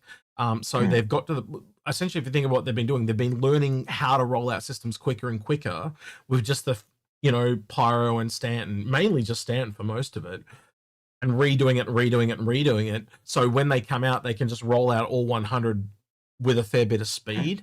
And I think I'm going to be honest, Algared, looking back at it now, and I'm just thinking this on the fly, this would be the first kind of tests, those first couple, like how quickly can we turn around and roll out Castra, Terra, and Nyx.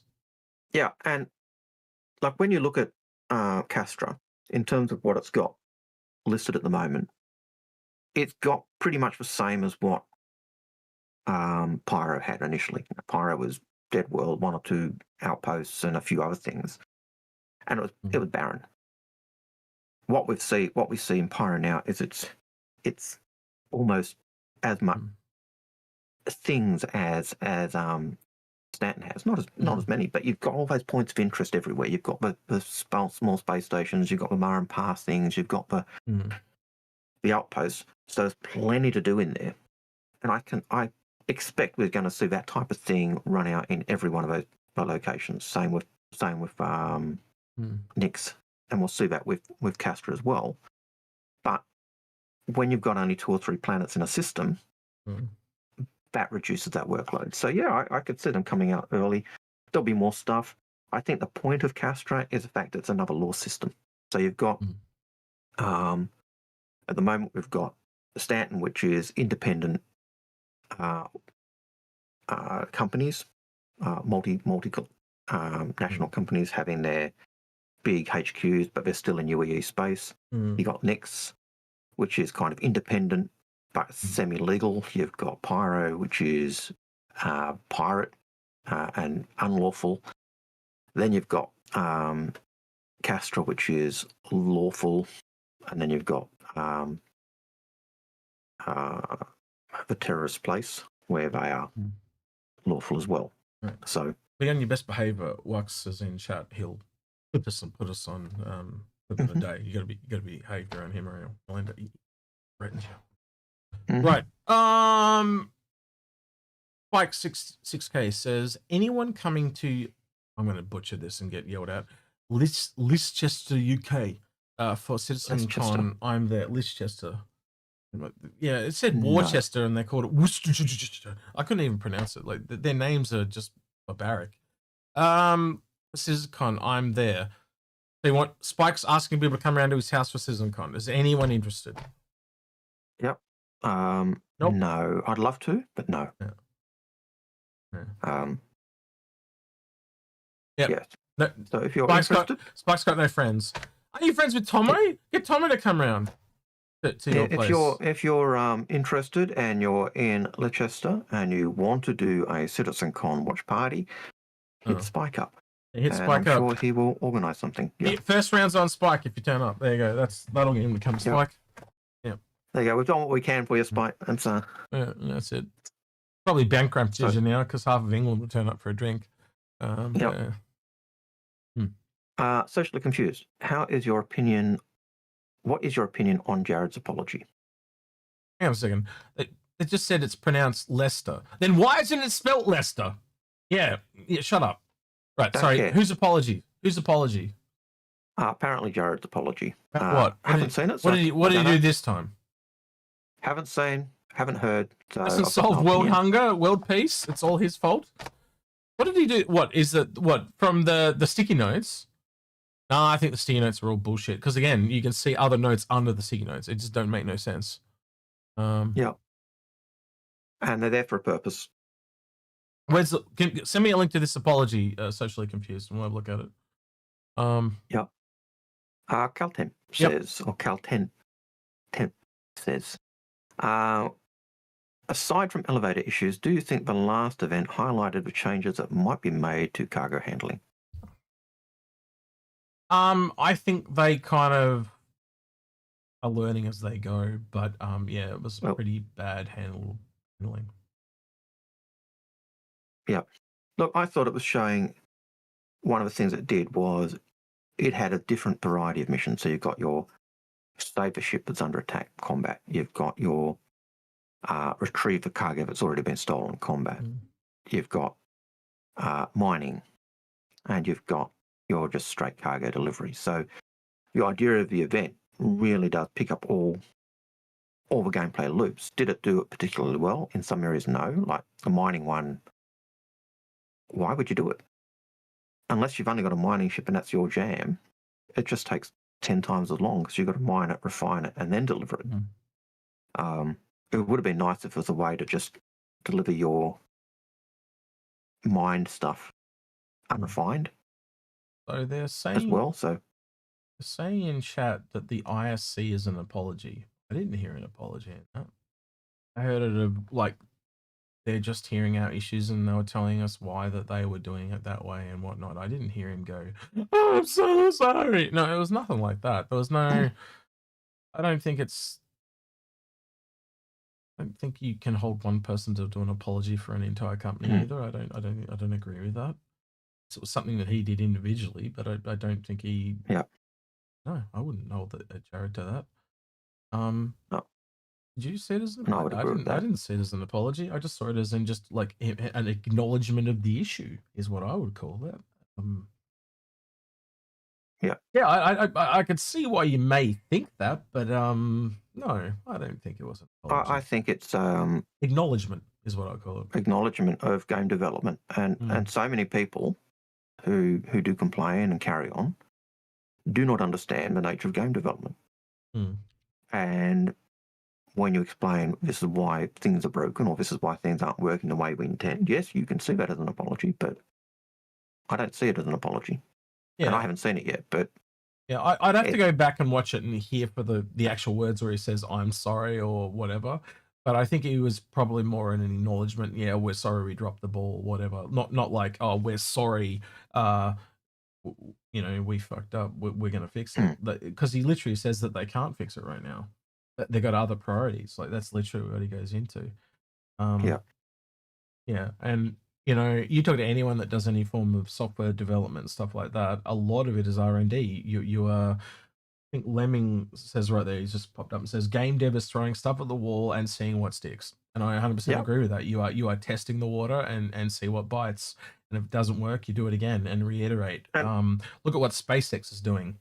They are doing exactly the same thing. They're throwing multi-million-dollar rockets into space and see if we can come back. They're doing exactly the same thing. Work? Dang, let's try it again. Yeah, so. Yeah. And when you're trying to, how many things did people say CIG would never be able to do? Yep. Large maps, you'll never be able to do it. Yeah. being able to walk around your ship and be in the game at the same time. You'll never be able to do it. Yeah.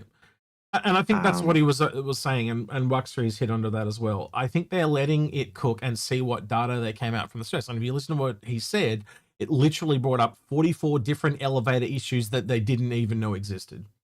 You know, so they have to throw things at it. They have to throw us at it. We are literally like the crash test dummies. They have to throw us at us and see how we break. Yeah. And there's so much you can do without getting that mass stress test. And you throw us at it and we stress test it.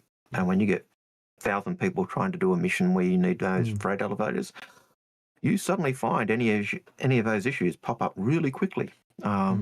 You know, as you were saying earlier, they found that some of the issues didn't show up until the freight elevator had been used by 1,000 people. So Bowler lots of nine says people forget how far we've gotten, and then he also says how much literal Jesus tech we have. Well, the thing is, yeah, most people are going to never know how far we went because they'll just play the final game. And the Jesus tech, they won't care. They just want to play the game. So that's the thing. We literally are, you know, the cart before the horse and that type of thing. And we signed up for crazy, and we are getting a bit of the crazy, but we're also going to get a product that we know that we kind of as a community wanted, and we know the special sauce behind it, and we know what type of game it's capable of making because of that. And I think that's why most people that jump in at this earlier stage here, because we are very hopeful. And back in the day, like, it was all on faith, wasn't it, Algared? Right? Like, right in the beginning, it was just like, you know, we want to do this, and I was prepared to take a punt to see them even attempt to pull it off, and it just grown and grown and grown. And I don't know what else to say to that, but it was a complete stab in the dark back then. Yeah, 100% agree. Like, for me, it was I knew Chris would make a good game from Wing Commander, you know, and the games he'd put out, Freelancer and stuff. So I knew the game would be good. Would he be able to do everything he wanted? That was the gamble. But I knew whatever he did, it would be because that was as far as he could be physically taken. And for me, that was worth the gamble. Like 6K. But yeah. Like 6K says, Wolf came out and funds go up $700,000. That's 7,000 Wolves in the game or more. Yeah. That's scary, isn't it? And it'll probably go up more over the weekend, let's be honest. When it goes live, or if it goes live, it'll, you know. Yeah, that's 7,000 sold before it's even flyable, or it's only flyable in PT. That's a lot. Yeah. And Wax is mentioning things like from the days of hangars and stuff. Like, I remember, and I'll put this back to you, Wax. I remember the first time I flew out of a hangar as the doors opened, and I kind of went, hang on a minute. I just flew out of a hangar that opened. And I just, like, because I dreamed of all those days of the hangar doors opening, and now it's just like nothing. And then, you know, the hangar doors that spawn our ship, and, you know, all these things that we dreamed of, and they're very slowly, little bits are coming in, and it's all coming to pass. But it's been a very slow process because mostly they've been on Squadron 42. But the real test for me is once Squadron 42 is out, is just seeing how much work actually starts rapidly get done on Star Citizen itself. I want Squadron out not just because I want Star Citizen work done, but it's also going to provide a lot more financial support for CIG. They won't hopefully have to rely on us as much, but also it's going to make the community a lot larger, so they'll have a lot more financial backing as well. But I did see this, actually, this is there's a guy called, I think his name is Luke Stevenson. Let me double check this guy. Hang on, give me a second. I have to look him up on YouTube. He's a YouTuber. Hang on, give me a second. Yep. Luke Stevenson, right? And it's a very, this is this dude here, Luke Stevenson. Is this him? He did a video recently. No, that's not him. It's this dude here. Might be, I don't know which channels this, but he did one on Star Citizen that came up in my feed the other day, and it was along the lines of "This is not sustainable" or something like that. I don't know where it is now. I can't find the actual video, but he was talking about Star Citizen and basically saying they can't keep selling spaceships. It's like, no freaking duh. And literally in the first 2 minutes, like the things that he's mentioning, he's already getting stuff out of context straight away. Like, he just doesn't get how the project works at all. He is a more like, and again, you look at the games he's covering like every game under the sun.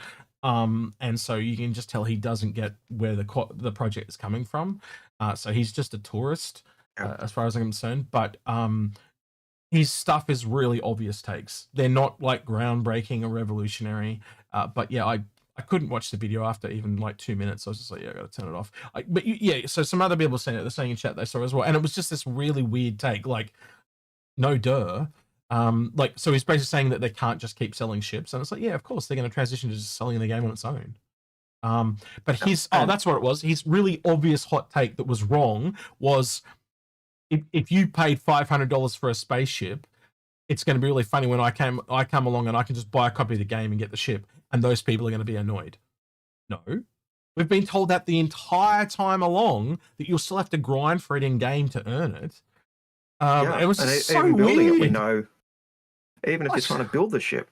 Sorry, go on. Oh, I'm just saying, it's just such a weird take. It's like, you have done zero research, bro. Like the most basic fundamental level.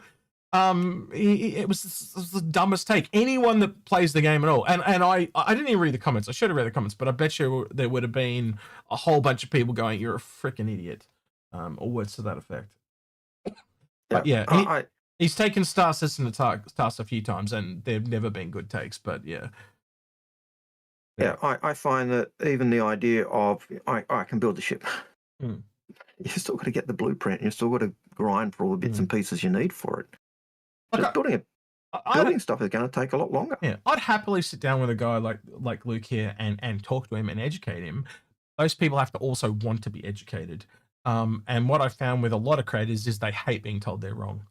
Where you and I have kind of got used to, they're learning moments for you and me. Every time we get something wrong, I found that we learned. So I've kind of learned to embrace them rather than knock them off, so to speak. And I don't like putting out like fake information or whatever you want to call it. But yeah, But yeah, I've always taken the view that when if you're not learning, you're just coasting. You're not developing. So if you can make mistakes, making mistakes is not a problem. It's continually making the same mistake that's a problem. Yeah, because that says you're not learning or trying to learn. But yeah, making mistakes is a great part of learning. That's the definition of insanity there, Algared. Yeah. Picking up the talk on the sales of the Wolf, like that's 600,000 or 700,000 in used cash sales. And Clever Ghost says, and that's not even including the upgrades. So and the credit upgrades that people have done. Yeah, so it's obviously done well. It's spoken to people. I think it's a good style choice, and I do hope to see more of it, to be honest. It's not a ship for me, being a light fighter, It shows, I think, that Kruger are a popular brand. Yep. Or will be a popular brand, or can be a popular brand. I know, besides yourself, when we're talking to Ben and Benoit, we were told that Benoit is a great... He's a big pusher of Kruger, so yeah, it'd be good to see some more stuff come down the pipe from them. Hopefully from this sale, it actually spurs that on. They're like, oh, people really like this shit. Let's make some more. I think when we were talking to Ben and John, when I was pushing Kruger, they said, you should reach out to Benoit. Lemming goes, that's 600k of buyer's remorse. Come on, Lemming, be a bit more positive than that, bro. But yes, it's not a ship for me, and it's probably not a ship for you, for Lemming, but I thought you'd be excited, because Lemming, you're usually, come in chat if you want to talk, but used to be a big Origin guy, so I thought you'd be happy to see another high-end manufacturer. That's why he doesn't like it, you see. Oh, he's pro Origin competitor. That's right. He's Origin boy. Yeah. Let me give this emoji. I got an emoji here just for him. Then, where is it? There you go. The no Origin emoji just for you, Lemming. But in terms of it being buyer's remorse, for anyone who's, when you've got a small ship, especially a brand new ship that's got LTI, it's not buyer's remorse, because you've always got the advantage to upgrade it to whatever else you want. Now, if you've got a Kraken, Idris, or a Javelin, what are you upgrading those to? Yeah. If you don't like them. That's where buyer's remorse really kicks in, I think. Yeah. It's as I said, like, I'm not a big fan of the Kruger Fighter or the Kruger Wolf for myself, but I can at least look at it as a manufacturer and say, oh, I'm now interested to see what else you guys come out with. Are you going to come out with something that I am actually interested in? You know, like just sitting here thinking about what that starter could be. You know, what's a Cutter Mustang Aurora from Kruger going to be like? And does it go? Would they even attempt to go down those lines? Is another question. And I can't get away from the Rambler at all, or a 100i from Kruger type of thing. Like, what's a ship with just some small internals that does like 4SC of cargo, like a little. You know, like James Bond's Porsche with the headlights that turn out the Gatling guns or whatever. You see where I'm going, right? Like some kind of little stylish little car that's just like speedy, almost like, and it'd almost feel like an Intrepid in a way if you think about it, because you'd be going for speed but less shielding, but also guns. So it would probably come off a little bit like the Intrepid, like somewhere between an Intrepid and a combat ship. And just what you said there does make me say, yes, I can see why you keep saying James Bond, because just like his car, that, you know, when you turn your weapons on, the guns actually pop out. And it's the only ship I think we've really got where the guns go come out like that. So, yeah, I can see that.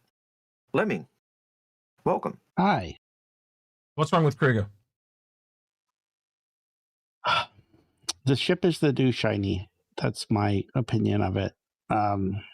Yeah, that's the ship, but can you actually see what this does for the brand? But look beyond the ship. I can't, because I'm blinded the fact that the first ship that they came out with is a fighter. It's just a bespoke gunfighter. Do you like? That's all that it is. Do you like the look of the ship though? I love the look of the ship. Okay, that's what you need to look at. And now apply that to something else. So if they had a 400i made by Kruger, would that appeal so if to they you? come out with Queen Amidala's ship, I will be absolute in the first line. I will get that on the very first day. But that is not what this is. That is not what this is. I agree with you. But what I'm saying is it shows you the potential of what Kruger could be. And that's what I'm trying to highlight. Because it's not a ship for me either. I'll freely admit that. But I am excited by finally a high-end manufacturer that's just not doing cosplay ships. You know, it's actually got some functionality. And again, we heard a 325A, 125A. They're kind of all outliers for Origin. They didn't really do combat. You know, the 600i. The 400i and the 890 jump, they're all kind of cosplay ships. They don't really have much functionality besides roleplay. But when Origin come back around and we get those commercial ships, I may actually pick up an Origin ship for the first time.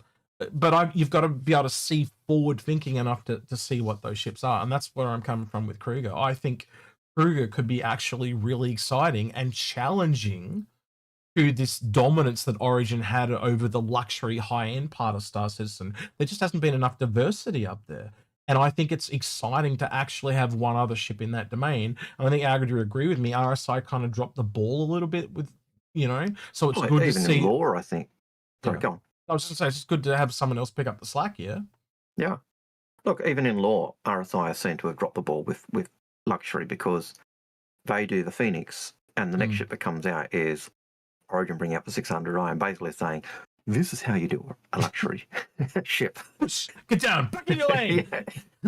You know, that's what it felt like. You know, it was like Origin's answer to the Phoenix was the 600i, and it was kind of like, yeah, this is how you do luxury. Yeah. Get back in your lane, don't you?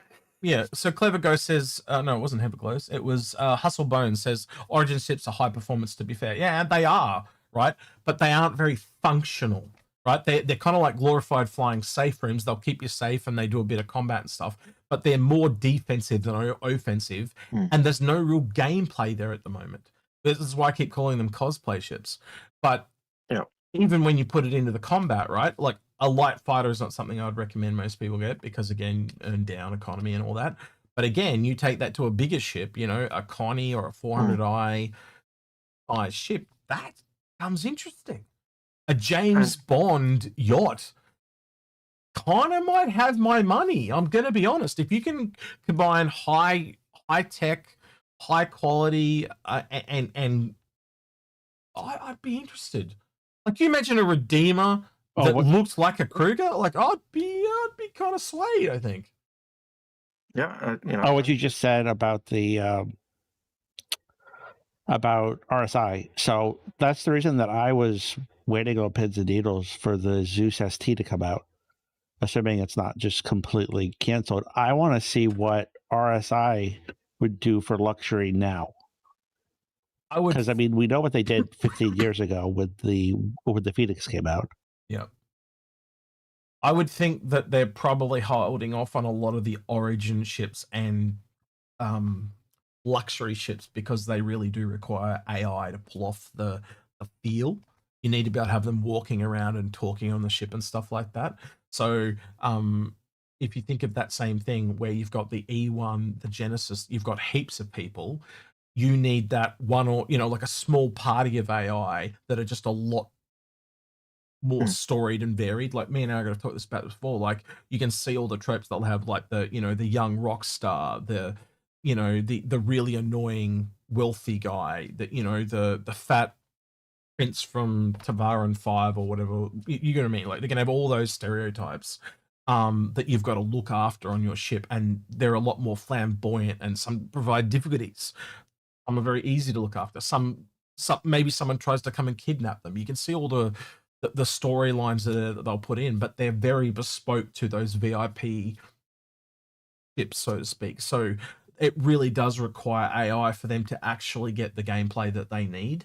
And I think that's kind of like, people ask us all the time about the 600i rework. I think that shows you where the 600i rework is going to be, behind that AI stuff. So until you hear things about the E1 coming, and the E1 will be the test bed because it's right in the middle. It's got, you know, what is it? What, 6 people, Algared, as the customers or clients, what do you want to call it, on that ship?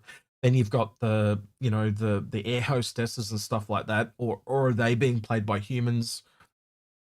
And it's the same thing. And then you take it into the Genesis. It's probably easy to go up into the Genesis, to be honest, because when you go down to the AI, they have to be a lot more detailed. They have to be a lot more. It's more one-on-one, so they're going to be a more personal AI, a bigger personality, and not just, I don't mean just more flamboyant, but as a human, you are going to scrutinize that one-on-one interaction a lot more than you're going to scrutinize an entire crowd. The other thing with those Origin ships we've got, like the 400i is an Explorer. The 600i had an Explorer. The 890, even though it's luxury, was often said to be a very good Explorer because it had the same sensor suite as a Carrack. And yet we don't. So that's the other area where they really heavily lean into, and yet that gameplay is not there. Well, that's what I ask. Are they going to go down the exploration route for Kruger as well? Or is it going to be specifically combat? Well, if you look at if Kruger's doing military, a classic line would be a Kruger variant on a Carrack. An even better military Explorer. But they don't. So what I'm saying, I want to make this really clear. There is no tags that I can see at all under Kruger for exploration. No. There's not. I wouldn't say Carrack. I would say more like a Redeemer or a Paladin that's high end. Yeah. Like a gunship, essentially. I could they could go anywhere down that military line. That's what I'm interested to discover. Where going, and where do they go? Do they deliberately steer away from Origin and not go into exploration and go somewhere else? And the only one I keep coming back to for luxury military stuff is like James Bond. You know, could they be the casino ship, as an example? Yeah. You know? Yeah. The Jabba's Palace barge. And that's the nice thing about a new manufacturer coming out with a different style, isn't it? It's where are they going to take it? Where are the options? And That works. Sorry, Captain Fishsticks just said maybe a data on it. Yeah, high-end spy estimator ship. I can see that. That would work. Oh, that's kind of cool, actually. That is cool. Like a spy ship, literally an espionage ship. That would work really well. We even touched on that last night when we were talking about a scout, a stealth variant of a ship. Yeah. You're right. Half an hour long. All right. If we can die on us. Sorry. Wait until after the show to die, please. Come on, don't be so rude. I'll try. You know, what if I die now? I was going to say the things are going to go through the roof. Sorry, go ahead. Sorry, Lemming. I was going to say this when you were talking about it, but yeah, there's different models of AI. Models is probably the wrong word. So like an individual would act a certain way, and then there's like flock AI behaviors of groups of people operating a certain way, and that's very different AI programming. Yeah, and that's why it's going to take time. Like, and again, you look at the priority order. I'm sure there's probably a little bit in there for squadrons, so that's probably where they'll start and carry over. I don't think it's like really super far down the line, but I don't think it's like next year. I think it's, you know, how easy is that to bring in and what do they get out of it? That's the other thing, you know. Can that AI be used in other places and other gameplay, or is it only really good for there? And I would argue, you know, you tell me, be honest, right? Where else can you use that VIP gameplay?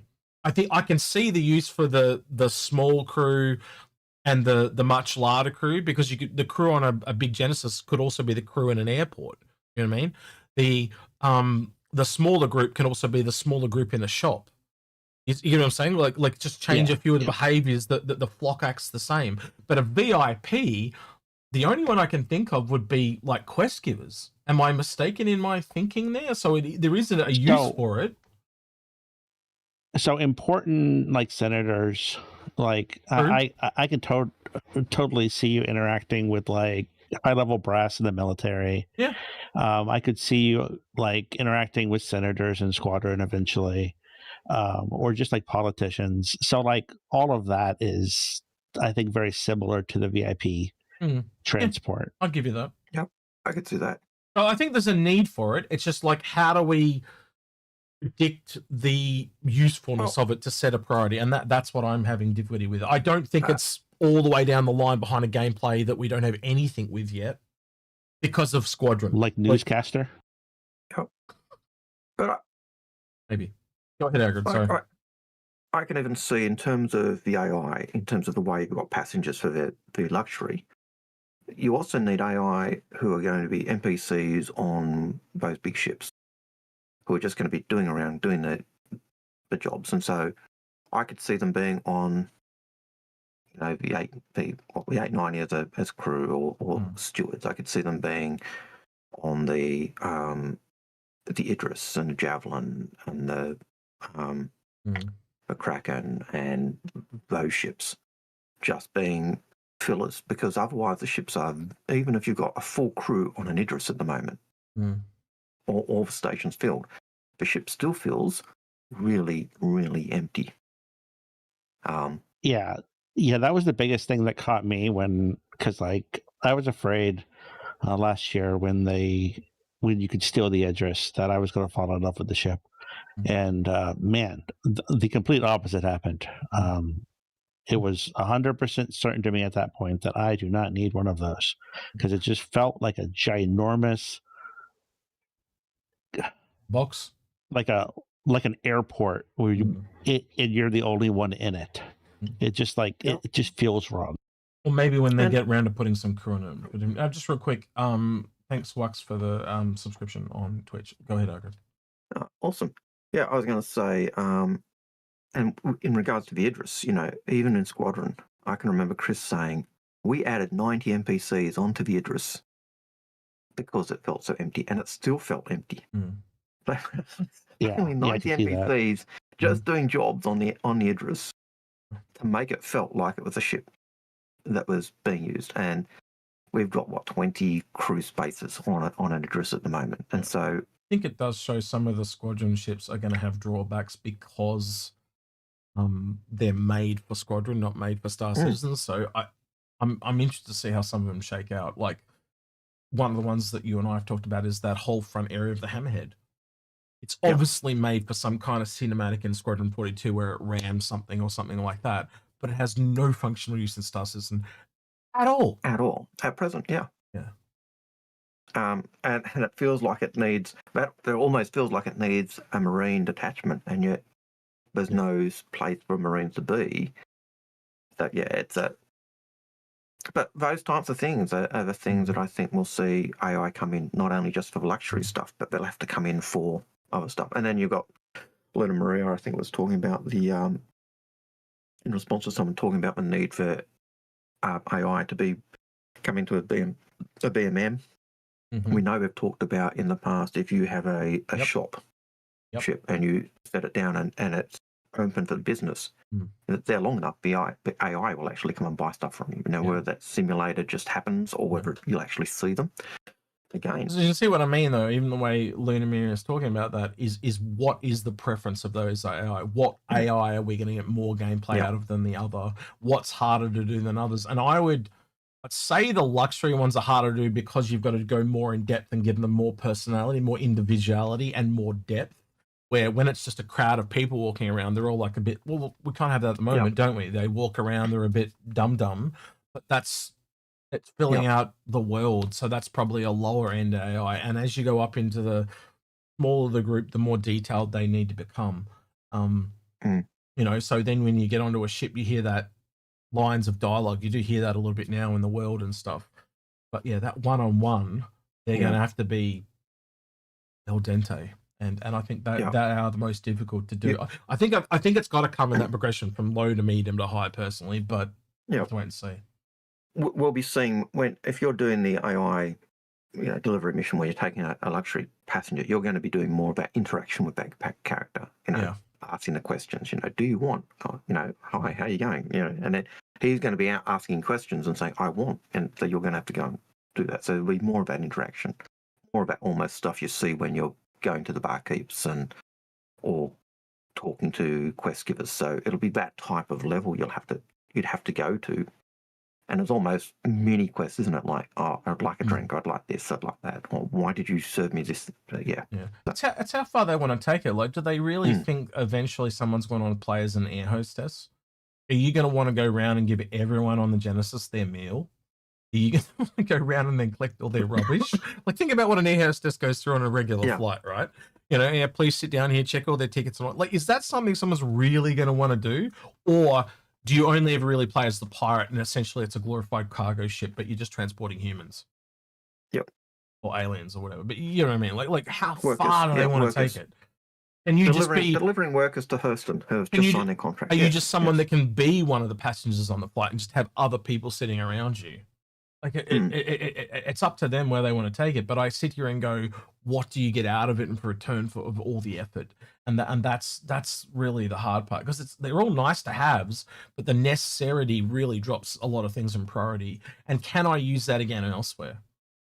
And a lot of that AI, you can see how it can be used elsewhere, but the other bits of gameplay that you got to build with it. That's the question. What I question. Yeah, and I certainly think the way they've been developing their AI to have that, to be able to put those characteristics in and put the secondary and third characteristics in is really going to help in that development of AI. But how much are they going to go down that line? How much AI are we going to see? And I think part of that is we'll see the AI come across more as Squadron comes through and is done. But we've also got like real world AI coming in as well. So we know NVIDIA's pushing a thing where it dynamically makes dialogue and stuff like that, and I'm sure CIG would be looking into that because obviously it makes their lives easier. Whether or not that shakes out's another thing. We'll just have to kind of wait and see how that goes. Yeah. All right. Another question, please. Next question was Nick's by Christmas ? And that's by Harold Palmer.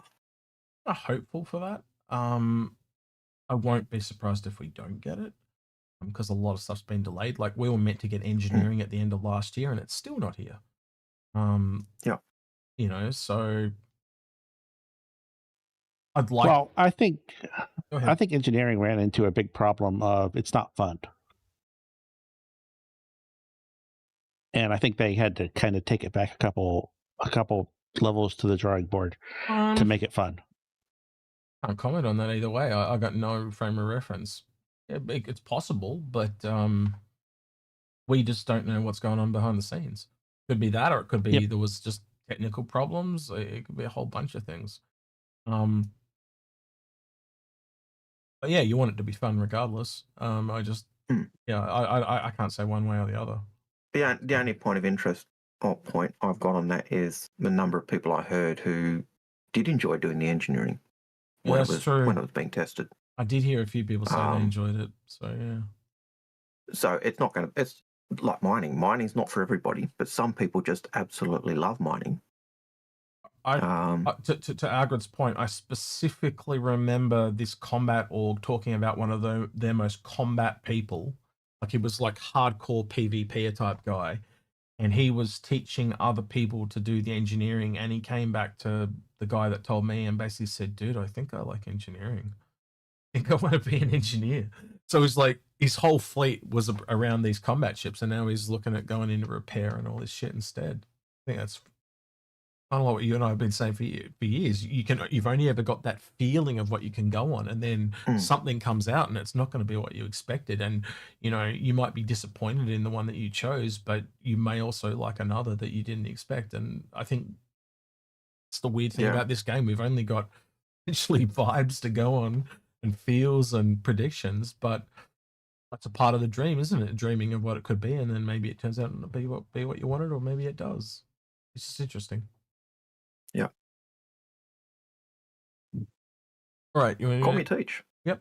Go for it. Says, do you think seeing another ballistic-based ship could mean they want us to get ready to test armor and engineering? I think if we get another one next month, it's a riot time. It'll be 3 months in a row. It's time for riot. We go to John Crew's house with pickets, pitchforks, and torches. No. Now, can you imagine if we turned up John Crew's house with pitchforks and torches? He'd be freaked the fuck out. He would.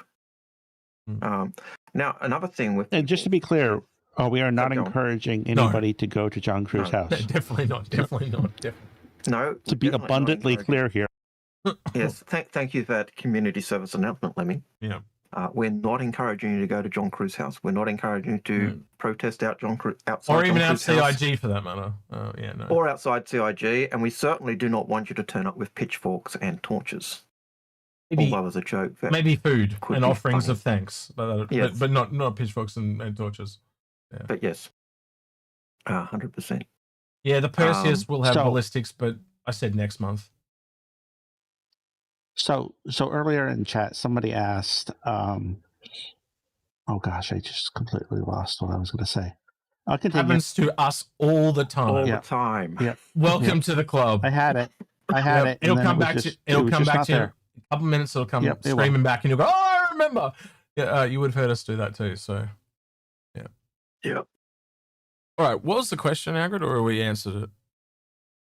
It was, do you think seeing another ballistic-based ship could mean they want to get us ready to test armor and engineering?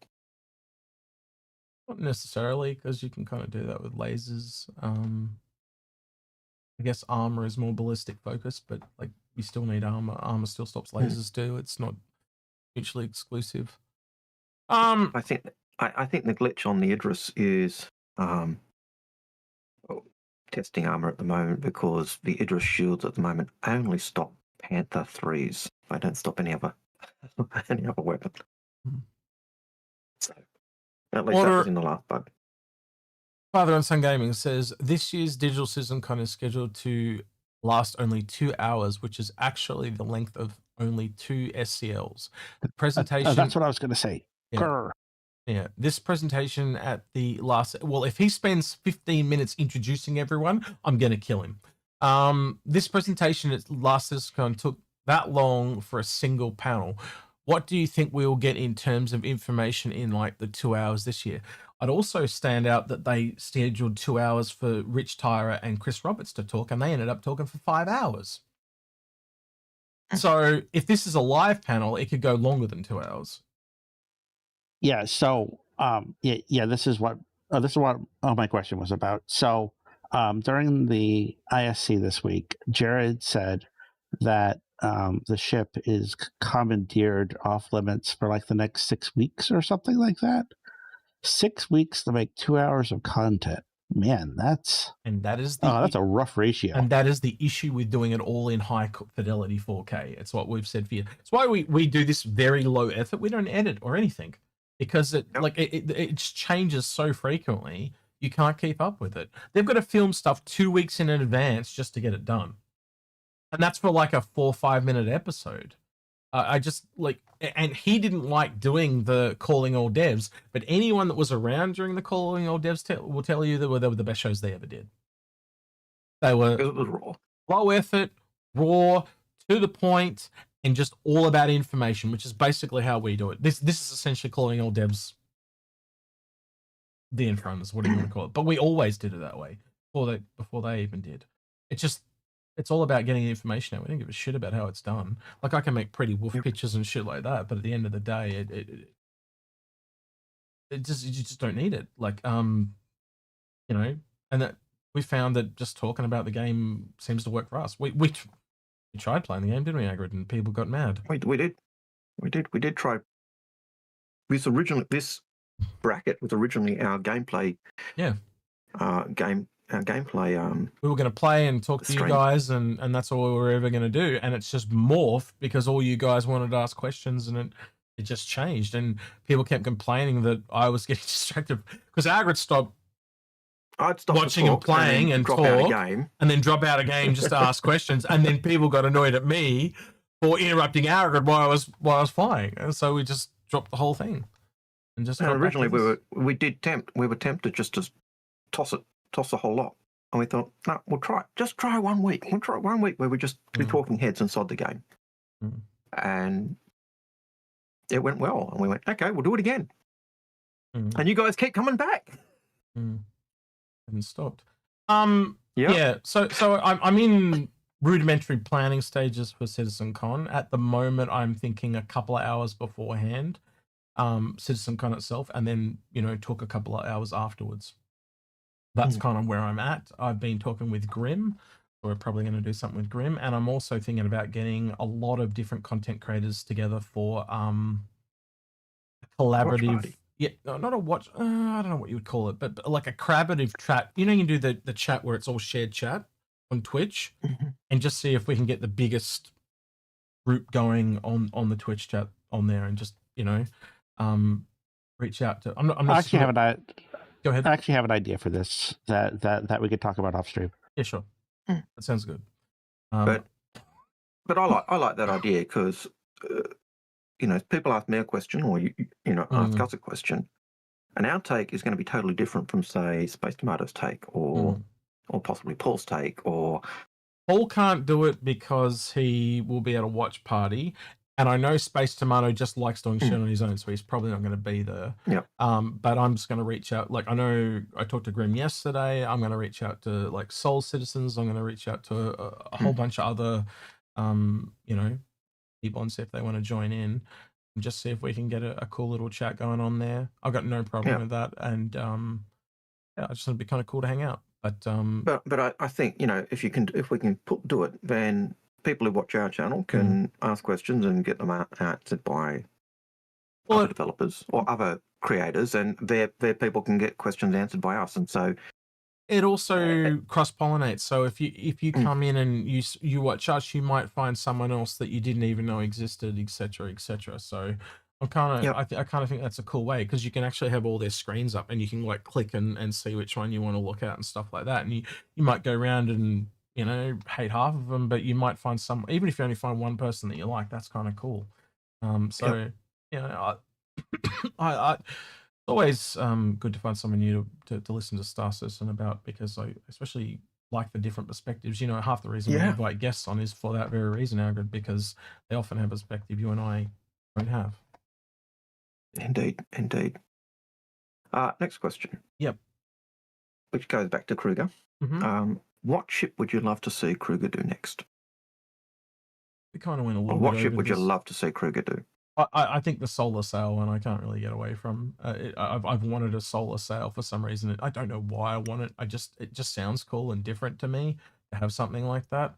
And then maybe something along the lines of a James Bond gunship. I think that could work as well, or a spy espionage. We did kind of talk about all those already, though, didn't we? What about you, Lemmy? I mean, we often talk about this, is that the game I don't think can ever have too many Cutlass Black type ships. So my answer to that would be medium Kruger. Yeah. A medium Kruger with some type of interior. I would be very excited for. The Kruger Cougar. Oh, Shem. What the hell is wrong with you? Right, the Kruger Cougar. I think that's going to stick somehow. But anyway, like, you know how you have the Jaguar on the thing, but it's a Cougar instead? The Kruger Cougar. Oh, God. And it's like you go inside and the bed's just all leopard print. And Austin Powers, the ship. Oh, no. Oh, what have I done? And it rotates. What have I done? And it rotates. No, shit. All right. Let's chat something. Theme ship. Shit, Algared. What would you like to see from Kruger? Hopefully not a Kruger. Right. No, not a Kruger, but I would like to see Kruger go into a ship with more interior. So whatever they do, because we've got two fighters from it. We've got the snub fighter and we've got their light fighter. Let's see them do a medium-sized ship with an interior, and what styling that would have. At the top end and Starlant's attack by Kruger. Starlant's a military ship with, and you have your Merlins that come out of it and stuff like that. Yep. Just saying. or a Kruger mothership for snub ships and light fighters, but something with an interior that just gives you that sense of what Kruger styling would be. A Merlin snub carrier, but it like deploys like 4 Merlins or something.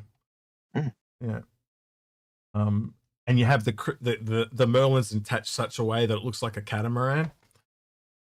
Yep. Well, they're attached because you want to use the same tech they've used previously. They use the same attachment that is on the Connies, and I think that was a Kruger. I think Kruger developed that attachment as well. I could be wrong, but I think that's a Kruger.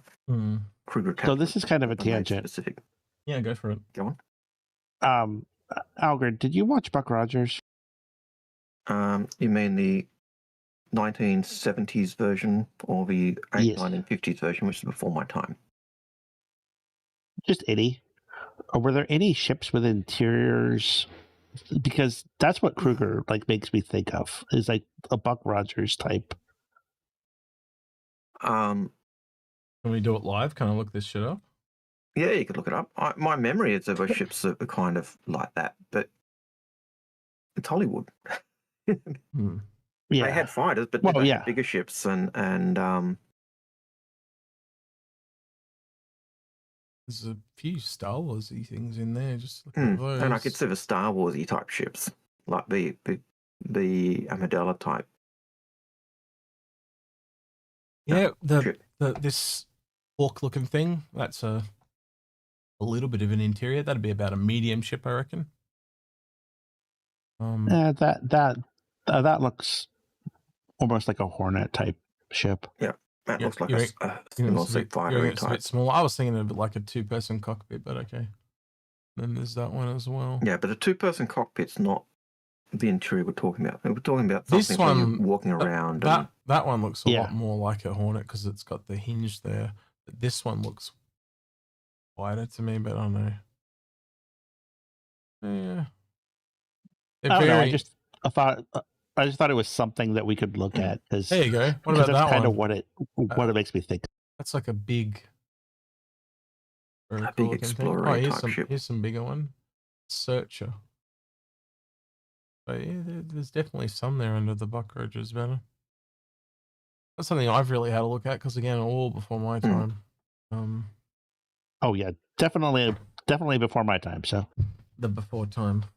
Well, the only version I'm really aware of is the version that was kind of current with the 1980s, 70s, late 70s Battlestar Galactica type. Someone said Flash Gordon. Yeah. Oh, God, this is going back. No, I don't think I can get behind something like that. That's a little bit too weird for me. Like 1930s style. Almost like a blimp. Yep.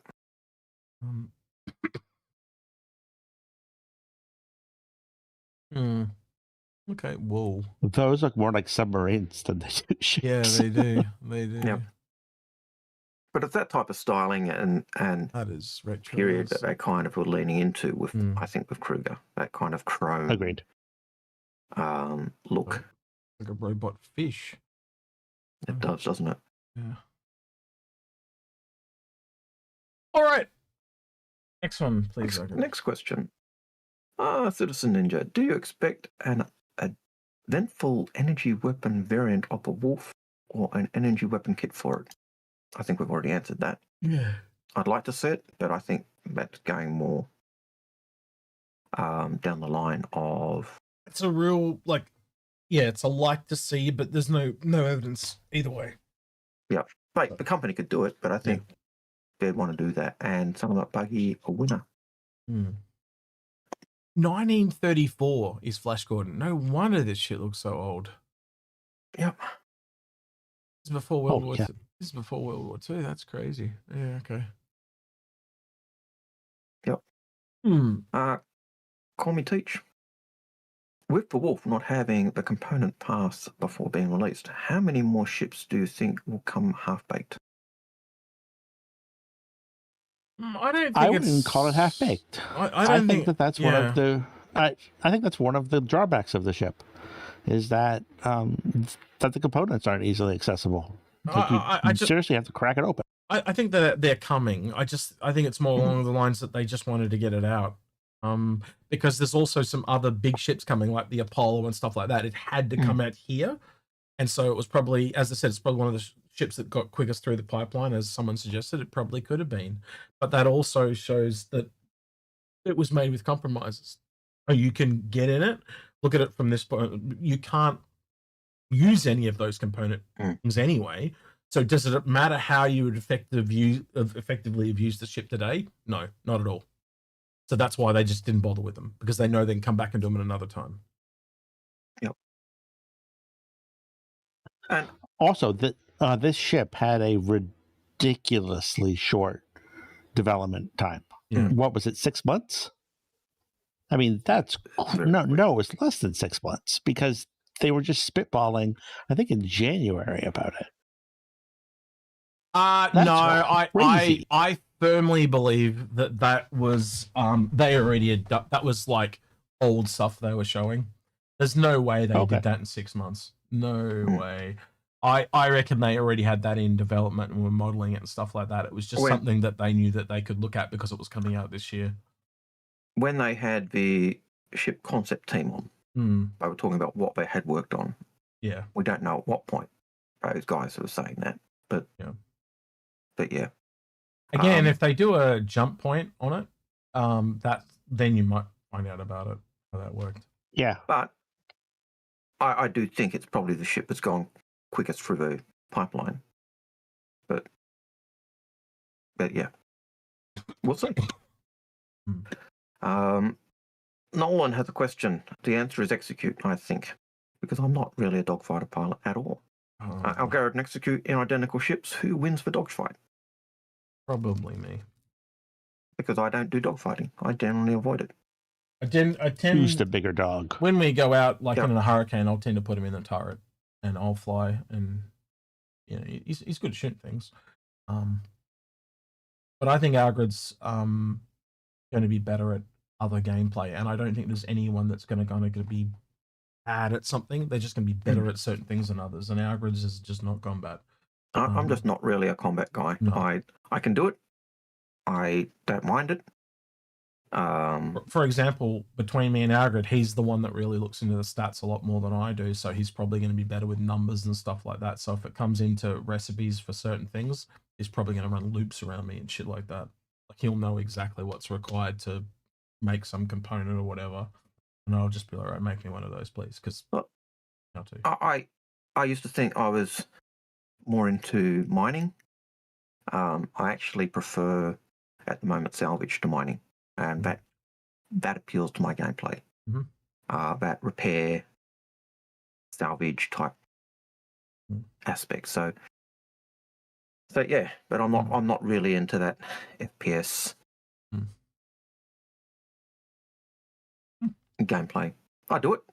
I really enjoyed the FPS and PvP in games like Dayok and Middle Earth, but what about you, Lemming? You've got to be in the right mood. What gameplay are you favoring at the moment or looking forward to? I love cargo. I and that's why I've absolutely loved this event. Like, if the elevators were working properly, this would have almost been my perfect event. I love logistics. I love that type of stuff. Yeah. Interesting. I swear there was a question I saw earlier, and I just haven't seen it come up, but maybe it's coming up. Was here it is. I'm going to do this one now because it's the one. So it was by Hook 2005, who says, do you think that the Ironclad will be easy, quick to load as the raft? I don't see most other cargo runners being able to compete. I'll let you take this one, Lemming. Since you're the cargo guy. The only way that it's going to be fast to load is if you flip it upside down and open the garage door and load it that way. I think I can find one exception to that, and that would be in space. Yeah. Right. I was just about to say that. Yeah. But like, if you're talking about looting another ship, it's almost perfect for that, because you can get it at a certain angle and open the garage door and they just throw stuff in there. I would be really surprised if the name The Space Bucket doesn't get taken very quickly when naming's available, because that's what it is. So it's just a giant pirate space bucket to chuck shit in. Sorry, I could go ahead.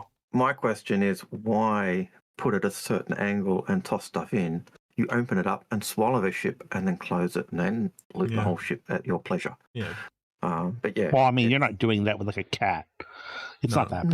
No.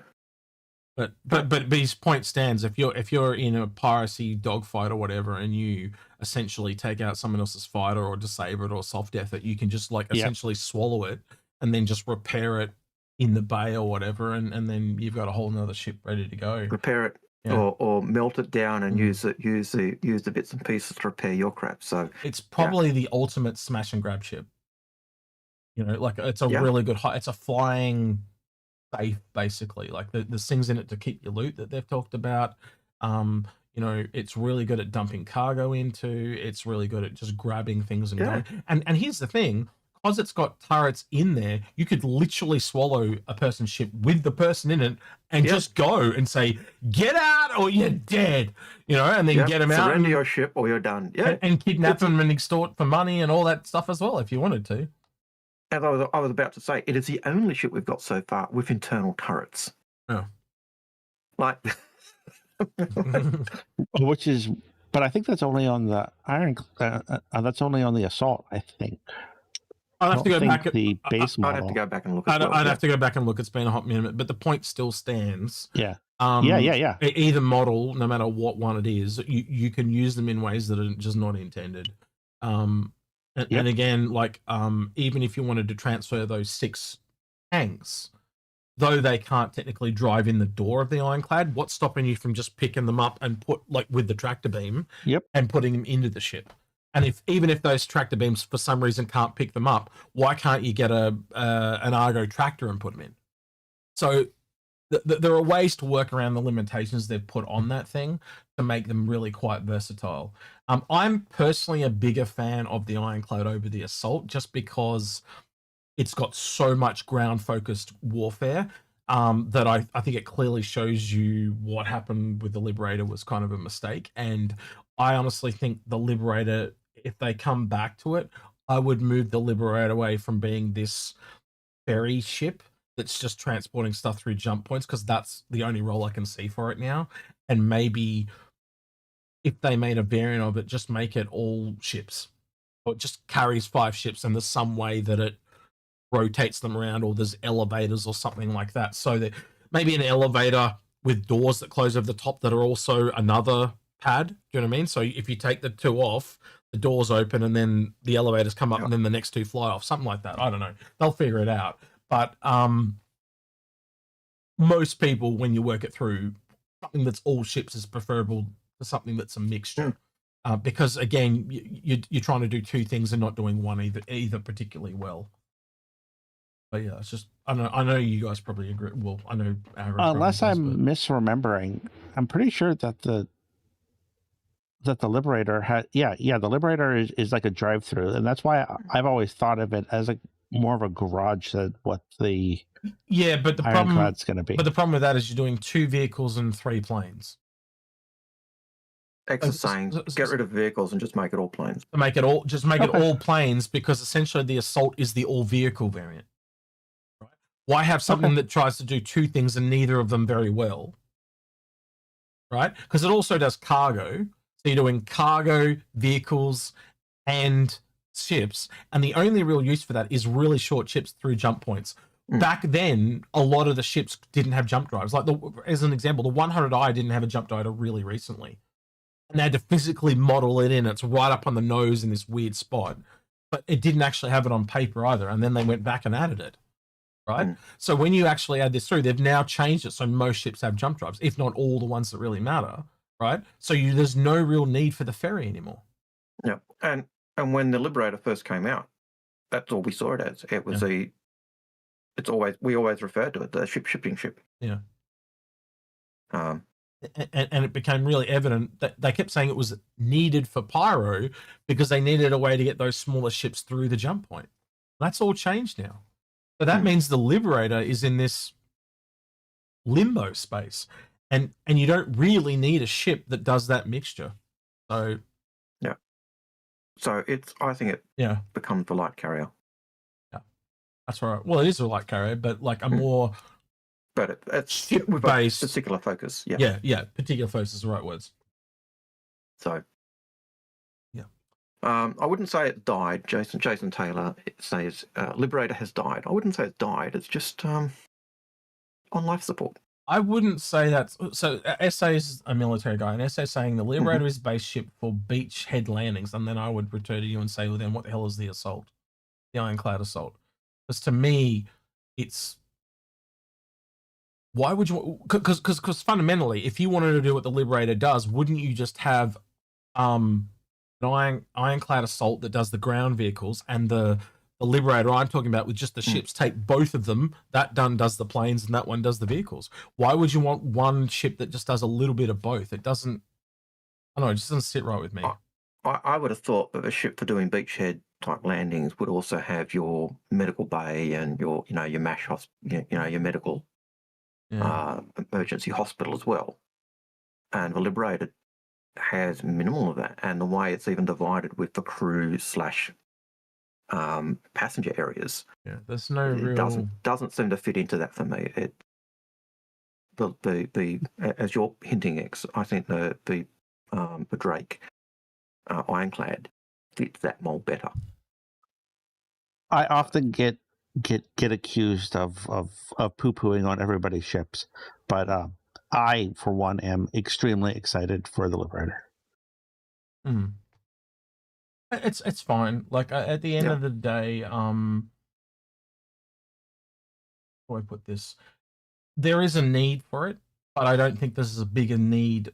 Like once the Ironclad assault came out, I clearly went, well, that chews the fat of the other one. And if you put it up again, I know the Kraken's heaps bigger, but it does do a lot of ships, right?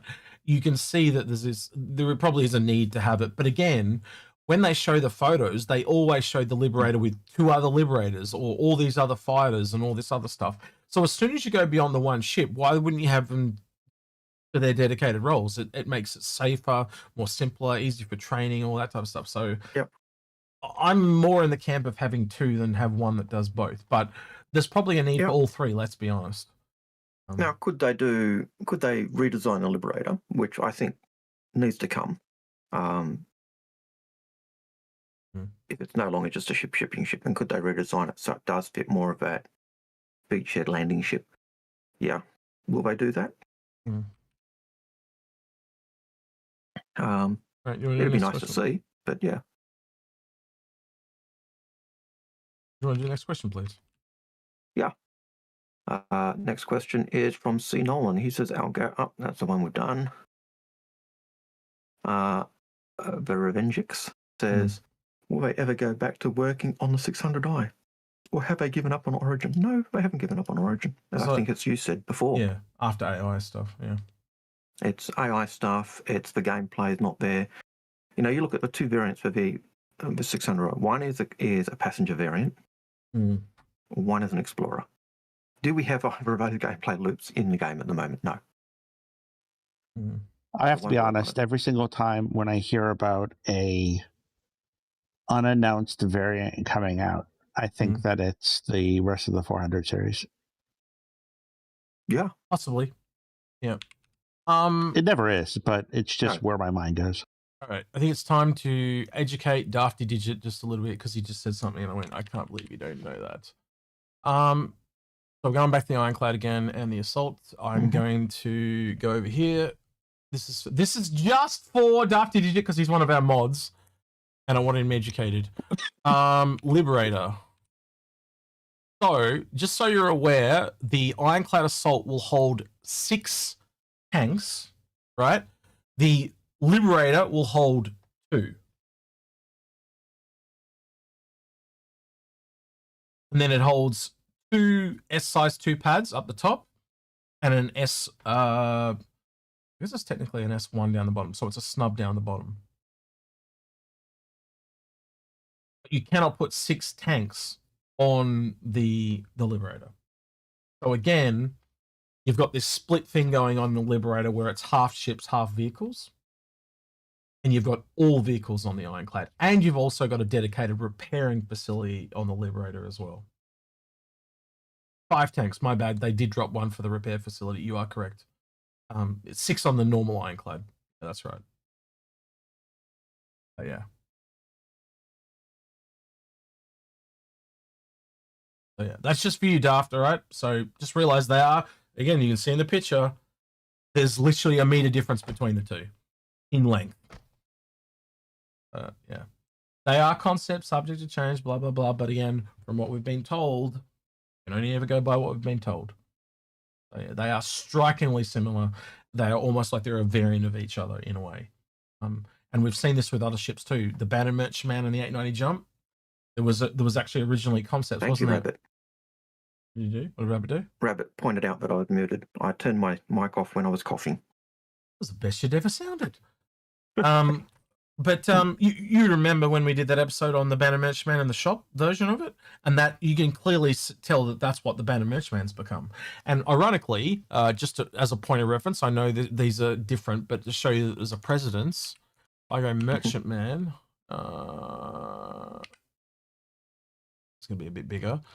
Now, this is hard to do because you have to have a bit of foresight and imagination, but they are roughly the same size, believe it or not. Now, it looks like the Banner Merchant's heaps bigger, but you've also got to remember it's got wings and shit. So when you actually start to line them up, look, see, the 890 Jump's wider in more of it, and it's not thinner in the nose. And if you actually cut the wings off, so you've essentially got to cut these wings off because there's nothing in them, you can start to see they're relatively similar in size when you look at just the body. And also when I go side on, because that... Okay, when you just do the body. Yeah, because you're going to remember down here, there's a massive cargo section in this that's not in the 890 Jump. And then you've also got the what did they end up making that? The power collector thing. So yeah. They are very similar. You can see what they've done is they've decided to make them separate variants because they just couldn't fit it all in the 890 Jump. Yeah, isn't it the power collector thing, like that kind of thing down the bottom, and also when it opens up the ramp? Yes. Something like that. So remember they talked about they were going to have to get rid of it unless they could find a function for it, and then that was the function they found was to collect like a solar sail type thing. But yeah. Yeah. So yeah. Anyway, hope that helps. Yeah, a bit of education there for Dafty Digit. But yeah, they are very, very similar. And as I said, these two show the precedence of something like that, where this was intended to have multiple variants and they shared one of those variants out to another ship.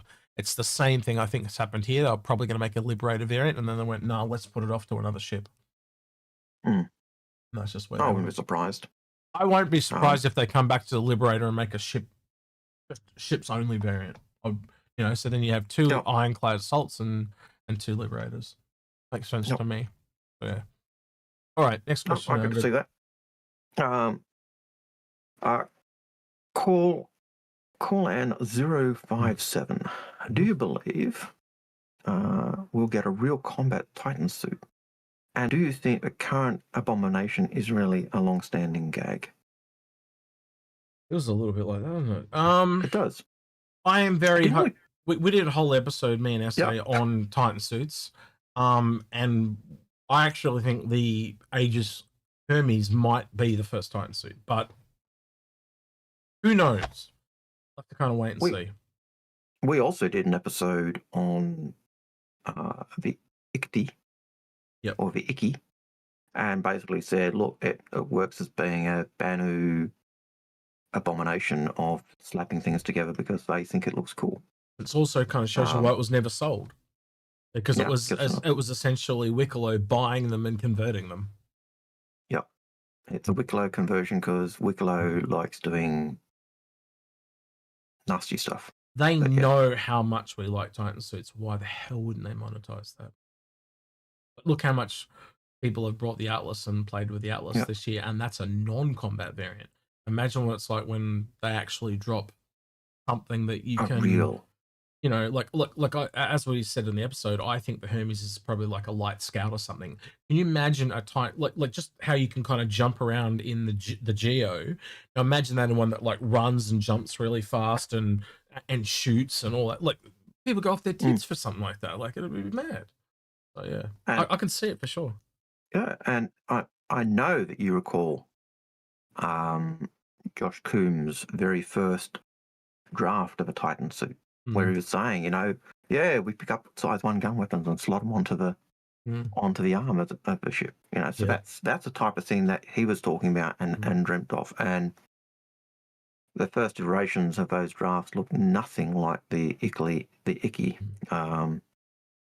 rendition that we have. So yeah, I look forward to a real Titan suit, as do you. Yeah, 100%. And many different variants, not just you know, more professional based ones too, like medical and salvage and whatever else comes down the pipe. Not just military either. And they mentioned that too. Back in the day they were called, they just had them before they were Titan suits, they were exo suits. And they specifically mentioned things like salvage and stuff like that as well. So very interesting where it goes. I think when they were first talking those, and they showed those combat variants, we were all, Titans, you know, it was, and it just stuck. So just call them what everyone calls them. Because look, I'm not a genius or anything, and I'm probably completely off the mark. But if we got a Titan suit next month, that's when I'd be expecting it, because that's where the Titan suits first landed last year. They arrived just at the end of, I think they were about mid-September. It was just after Ship Showdown. So that's kind of where I'd be expecting them if they follow their usual patterns. But if they don't, then obviously it's just something planned for later. Again, they've only ever had the one, so the pattern might not be set yet. If we get a ground combat mission set, I could see a Titan suit definitely being dropped, and the sales will go through the roof. Well, they kind of went through the roof for the Atlas in the first place, didn't they? So that's right. Which kind of makes me think CIG will go down that line, just because, wow, our sales will they'll skyrocket. So yeah, and they'll probably tee it up with a Titan suit dropship. They know we want that as well. You know, we generally get a lot of what we ask for because they know it'll sell. The Nautilus is one shop ship. We asked for a mine layer for ages, and then they gave us one. You know. Yep. So, yeah, well, even the PTV, you know, people say, I wish there was a better way to get around the hangar. Yeah. I've got, it takes me 10 minutes to get down to the end of my hangar, and sure enough, I brought out the PTV. Yep. So yeah. Hmm. Harold Palmer has a question. Please. Personal favorite skin for the wolf?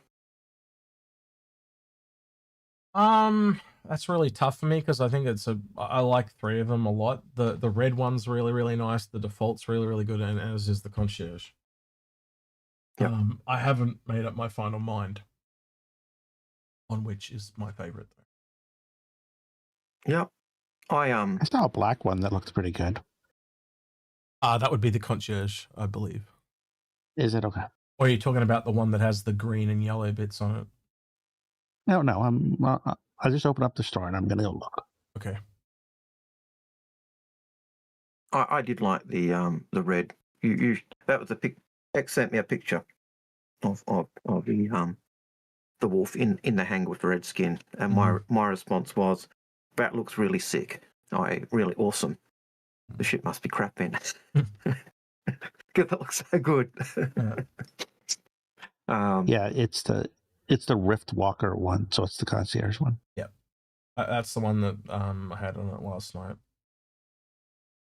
Yeah, but there are a couple of skins that look really good on it. I'll send you the red one. Actually, I could probably just bring that up on stream for people to look. I'll open that one I sent you and Grim, Algared. So this is the red one. It actually looks pretty damn sweet under lights. It's like, again, the photos in store never do them their due diligence. That actually looks really sick. It looks far less plastic in game than it does in the store. Like it looks like cheap or red plastic. And here it's clearly metal metallic, and it's a really nice red, like a scarlet. It was actually this. Sorry, go on. It was actually this picture here that made me think of the Fokker Wolf 190, just because the way the nose is so far up. So yeah. But yeah, Grim pretty much turned around and said, "Oh, I'm gonna have to buy one of those skins then." Yeah, it looks really, really nice. It doesn't fly too bad either. Right. Next question. Next question is from Clever Ghost. He says, "Do you think the wolf's bottom fin is going to be key in Atmo flight once they get everything in place?" I think we talked about it earlier. Yeah, they've actually, like, I'll go back to the actual question and read it verbatim, so I'm not even questioning it. Cockpit wolf accessible components. It's one of the very last ones. Is there a manual way to no wait, yes, you can manually toggle weapons. No, it's the weapons. There's one about the There was one about the fin. I can't remember where it was. Yeah, I just gotta find it. Give me a hot second. I need to run. It's gotten late here, but all right. But have fun, everybody. Yeah, mate. Thanks, Lemming. Take care, mate. Yep, take care.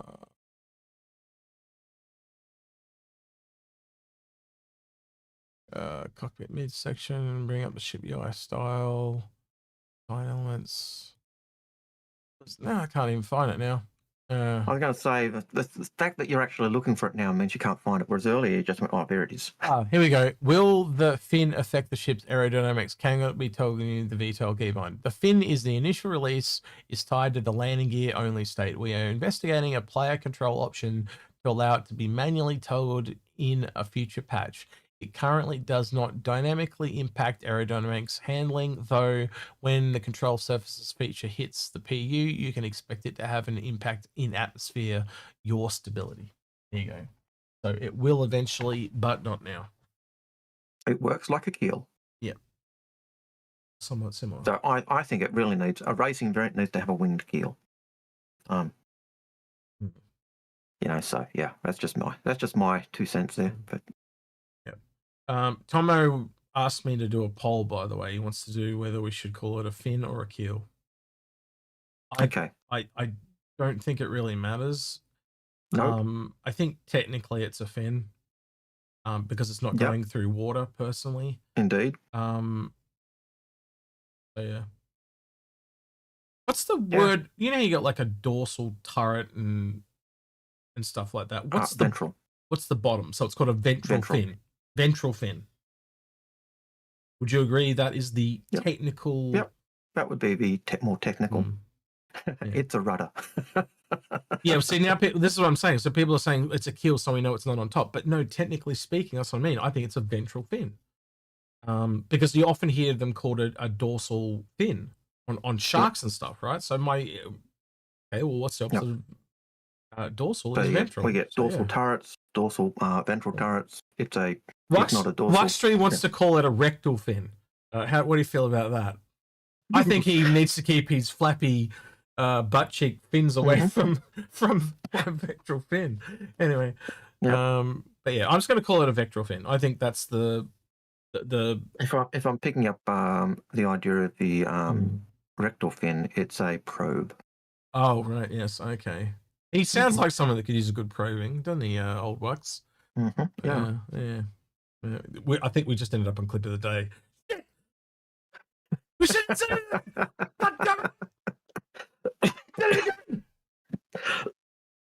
Right. Anyway, what's the next one, please, Algared? I killed him. He's dead. Sorry. Okay, I'm not dead yet. All right. Rumors of my death are greatly exaggerated. Okay, Hook has a question. Yep. Says, would you like for them to put empty under construction systems in? Could be excused as temporary radioactive or something to give us build next system, over time, or just put them in. It's not the most clearly expressed. I'm sorry. Yeah, so he's saying somewhere for you to traverse, basically, but you can't really go anywhere because of bushes. Nah, that's what the jump points are, aren't they? They lock it off with a jump point. It's kind of, and you got to also remember they've also got to run those servers, so it's not for free. So there's a really big cost. Like right now at the moment, it's costing them a lot of money because they don't have dynamic server meshing. They're kind of having to wing it. Like, so one patch it'll be a 6.4, and other patches are, I think at the moment it's a 7.3 because there's a lot of stuff going on Stanton. So they put 7 for Stanton and only 3 for Pyro. So yeah, I could call it a rud or two, Rob. SA, you still in chat, by the way? SA, let me know if you're in chat real quick. I want to show you something. And if you are in chat, come and join us. You can probably come and join us in Discord if you want. But if you're just online, I want to know you're still there. Next question, Algared. Next question is and I just agree with everything you just said, by the way. Yep. What do you think CIG will put in the 2-hour sitcom? Didn't we already answer that? Stuff. Yeah, that was lots and lots of a different stuff. person, but stuff. Yeah. Yeah. The next system, there'll be something Disco's on face for 2 hours, just going. Yeah, stuff. Yeah, I don't know. Yeah, new stuff. Stuff to entertain. Yeah. What's the next one, Algared? So we've got about 7 or 8 questions. So if you do have a question and you'd like to ask it, now's the time. I don't think SA's there. Although, he hasn't talked up. I don't think he's there. Nope. He's left. Yeah, it's gone. He's going to miss out. All right. So, Wookstray2377 says, do we still have any clue what that one ship from last year's sitcom is? You know the one, the Flappy Bird. The Flappy Bird? That's what I'm assuming he's referring to. So, Grim, myself, and Trispone, the last kind of little speculation session we had on it, we kind of come to the conclusion, because of the Pioneer, and generally we know they like to separate out whatever gameplays there are, there is no ship currently that does extraction through the legs. So to do that, they would have to make a ship on its own. And if you go look at, I did have the Flappy Bird open here earlier. Hang on. Yeah, if you go look at the Flappy Bird, the way it sits is really strange. Why would it land in such a weird position? You wouldn't. You would land it horizontally and kind of flat to the ground. Why would you land it vertically like this? Because it's a part of its function. And so for it to be part of its function, what's it doing while it's standing up like this? Extracting shit out of the ground, which is the gameplay of the Pioneer. So the Pioneer is what led us to this one. Well, I brought it to those guys and we talked about it, but I talked to Paul about it and he thinks they're onto something. So makes a lot of sense to me with the Pioneer coming. Yeah. No, Trispone's a great guy, as is Grim, and I will happily sit down with either if they. Oh shit, he did it again. Look what Wux did. Son of a bitch. He's already clipped it. Why do you do this to me? Thanks, Lux. I'm just not gonna be able to, I'm just gonna have to ban him. That's the only way to deal with him. They put me on these bloody shows, make me look like a fool. Anyway, right. So yeah, I think this is some kind of underground extraction ship of some determination. It's the closest I can come to. It's the only thing that kind of makes sense for why it would land that way, why it would need to rotate, why it would ever park that way. Like, not like it just why. You know, and you would say the same thing, Algared. Why would you want to land in such an awkward way? Yeah, and the only thing that really makes sense is if you're doing a similar thing to what the build does, or you're doing something, and then therefore what are you? Something. Yeah, and then what are you doing in that weird position?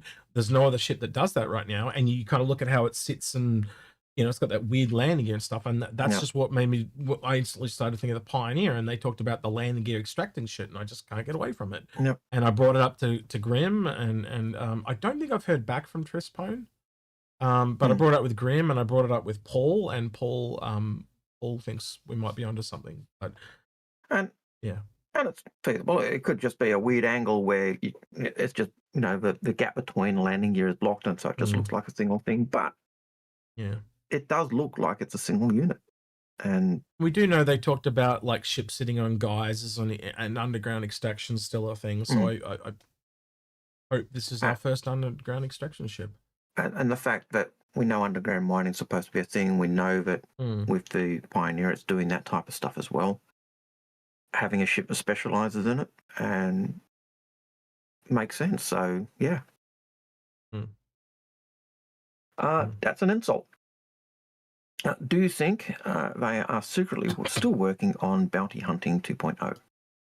Dorsal turrets, dorsal. Right, I'm gonna have to watch that later. They sent us that clip. I'll watch it later anyway. So, do you think they are secretly still working on bounty hunting 2.0? Oh, I just opened that in the background. I didn't mean to do that.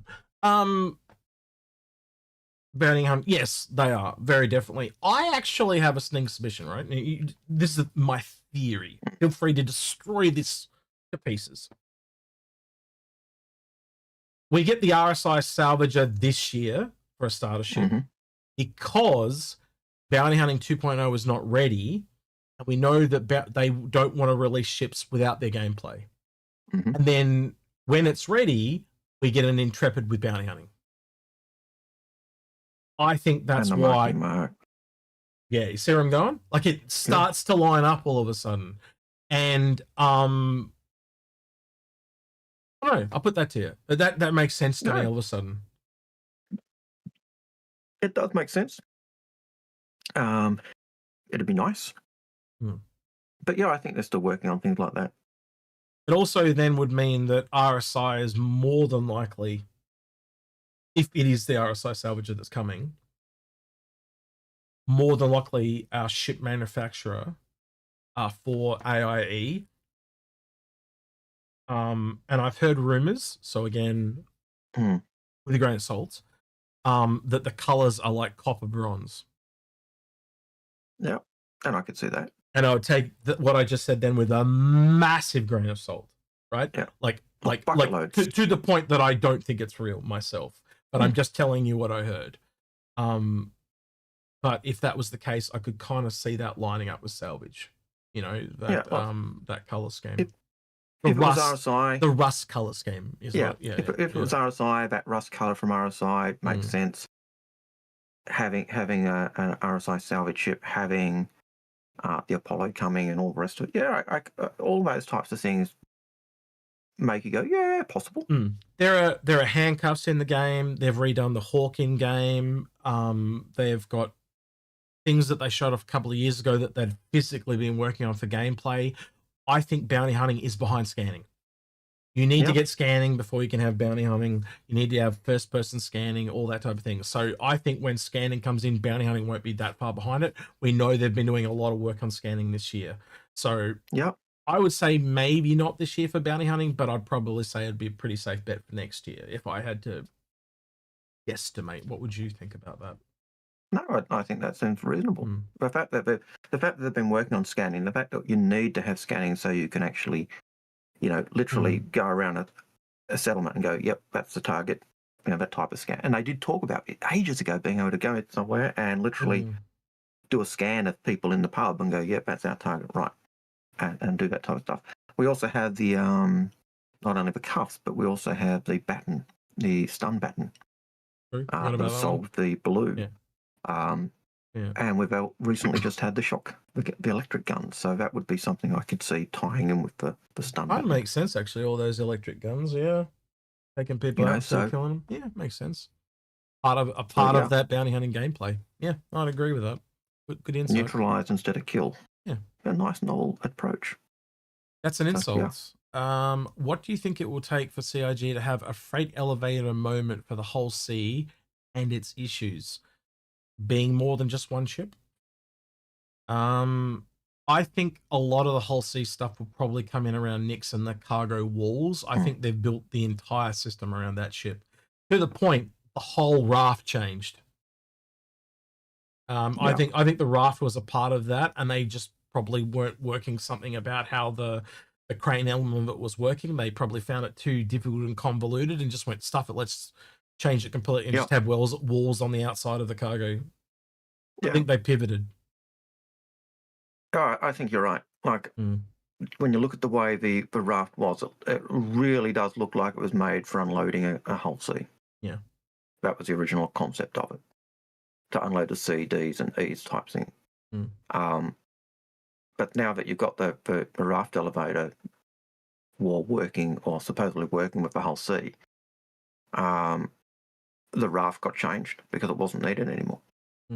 And when you think of it, the raft was literally a cargo wall on the ship, which was picking up stuff and then taking it to the station. So they went, yeah, we don't need that. Let's change it. Yeah. So, and I think it's probably for the better too, because now the other advantage is more than just the whole series can use it. Any ship that like they've said the whole series will get priority, but like any big ship can come along. Like, look at the Ironclad. You turn the Ironclad sideways in space, like Lemming was talking about, and you can unload the bucket sideways. Well, you literally, when you rework the raft, you literally have the raft using it on the ship itself. Yep. So it's not been used for loading for the hull C unloading. So my question is that now you can see that eventually they're going to have to come back and put those cargo walls on all the ones in Stanton. So the current cargo areas, they're going to totally change. So that bespoke piece on those stations is going to change. So maybe not all stations will get them, but the major ones like Arc Corp, so Virginia would be one of them, because that's the predominant one in Stanton, will definitely get one. And maybe they also have different size walls.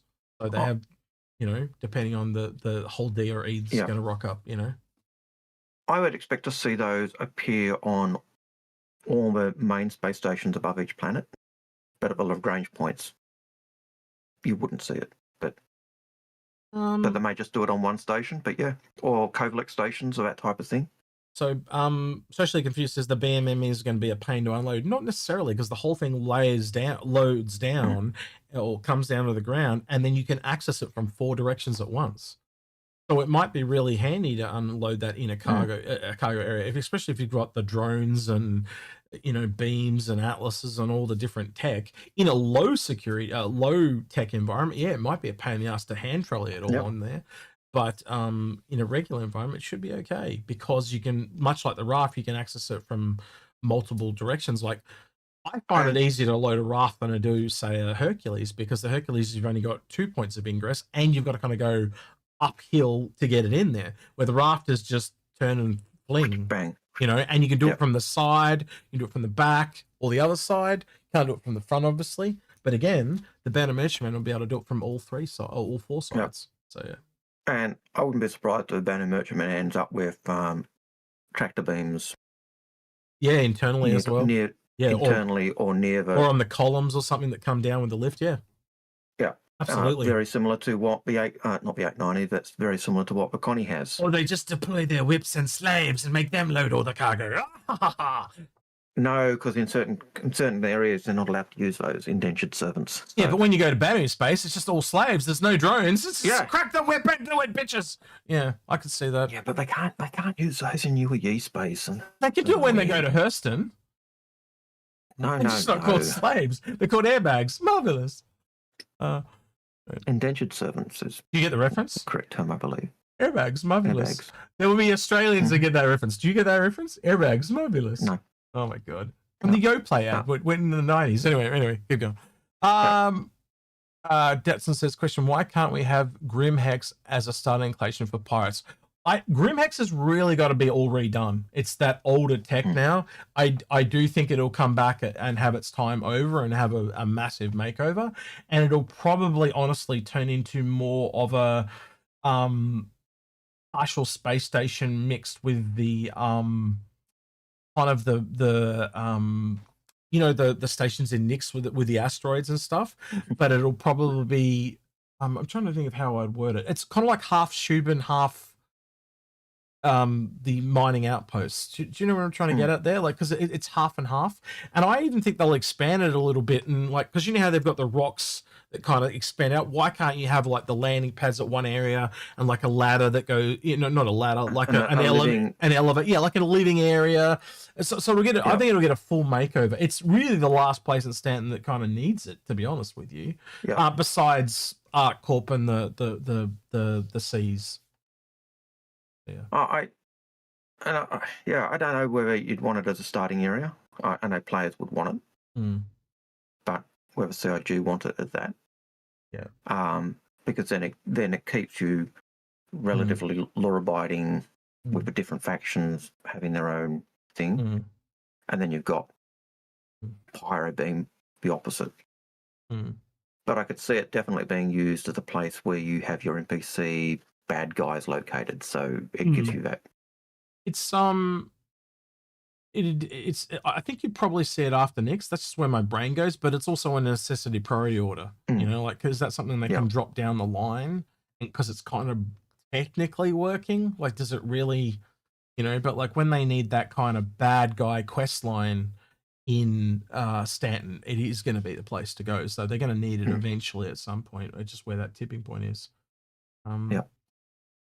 Shady Face says, put a tractor beam on a track on the inside of the ceiling of the Hercules. I reckon that would be amazing. It would especially help for trying to lift stuff over the top of other things. But that ship already does a lot. It does need to have some drawbacks. And let's be honest, its predominant feature is carrying vehicles. Yep, drive on, drive off. So that was the one thing that made... Go on. I was going to say every ship's going to have a compromise, and that's its compromise. Yeah, and I was just going to add, it was one of the things that made the Liberator so good for vehicle transport, was again the same idea: drive on, drive off. Yep. It's So. All right, that is. We got one more question. Actually, we do. Essay is the question. Was, do you see properties from the movie The Rocketeer in 1920s serials and novels in The Wolf? Yeah, I do. Actually, I do.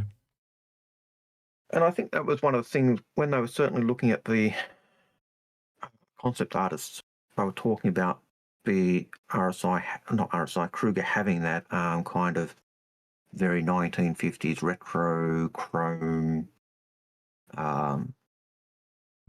look, that smooth finish. I think they've picked, and it is picking up that old sci-fi trope of images. So yeah. Right, I'm gonna do a quick poll. Quells Prime or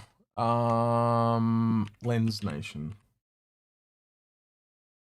Right, and start. It's only one on Twitch. So where do you want to go? Twitch? Yeah. First one that jumps ahead is the one we're going to, by the way. So we'll just see. I'm not going to be able to do a full thing. Quells Prime. Oh, shit. One vote apiece.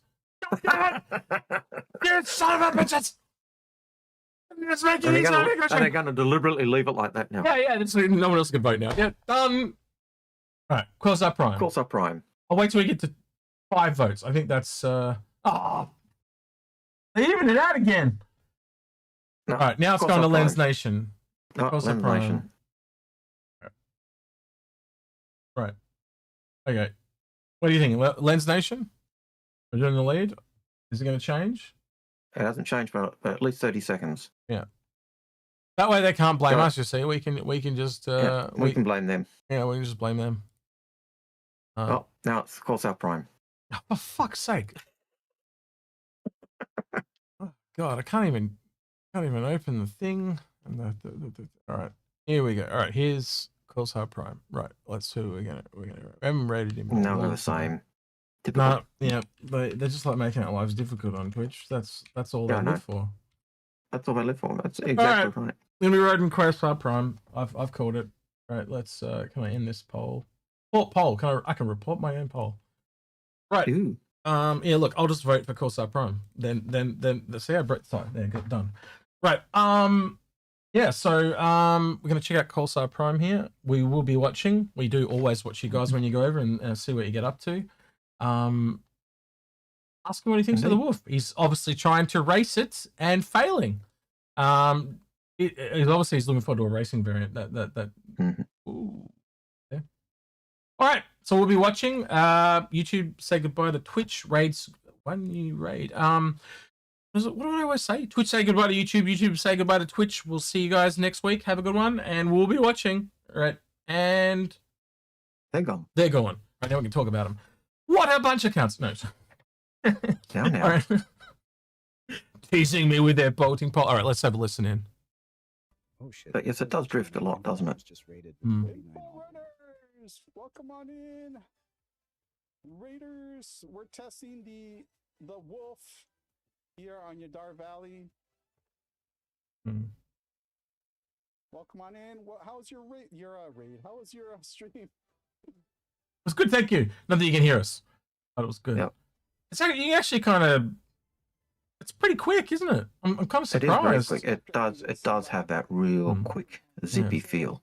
You really need to go talk to Sport Pete, because racing's the fastest ever it's been. Apparently, it's just so fast right now. Apparently, it's really slow, but people keep telling him it's the fastest. Just to shoot him off. But it seems all right to me. I'll talk to Echo. Welcome in. Yeah. Actually, that'll be the person to ask. You'd know for sure, wouldn't she? About whether it's. Welcome. I'm gonna give everybody some. I certainly would. All right, Corsair. Thanks for that. We'll love you and leave you. As for you guys on YouTube, we're probably going to be more than likely doing the buyer's guide this weekend. And we'll get that out to you swiftly. I know there's a lot of people that are. I've seen a lot of takes.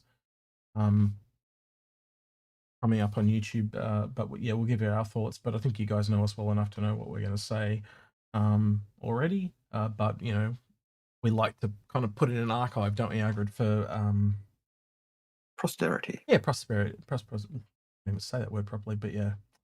All right, I hope you guys enjoyed this week's stream. Don't forget to like, subscribe, ring that notification bell. I think everyone that went the extra mile on Patreon at the end of the video. Is there anything you want to add, Algared, before we sign off? No, just be good, look after each other, be kind, all that type of stuff. But yeah, thank you for dropping by. Yeah, with that then, he's been Algared. He's been Execute, and we're out of here. Take care. See you, citizens.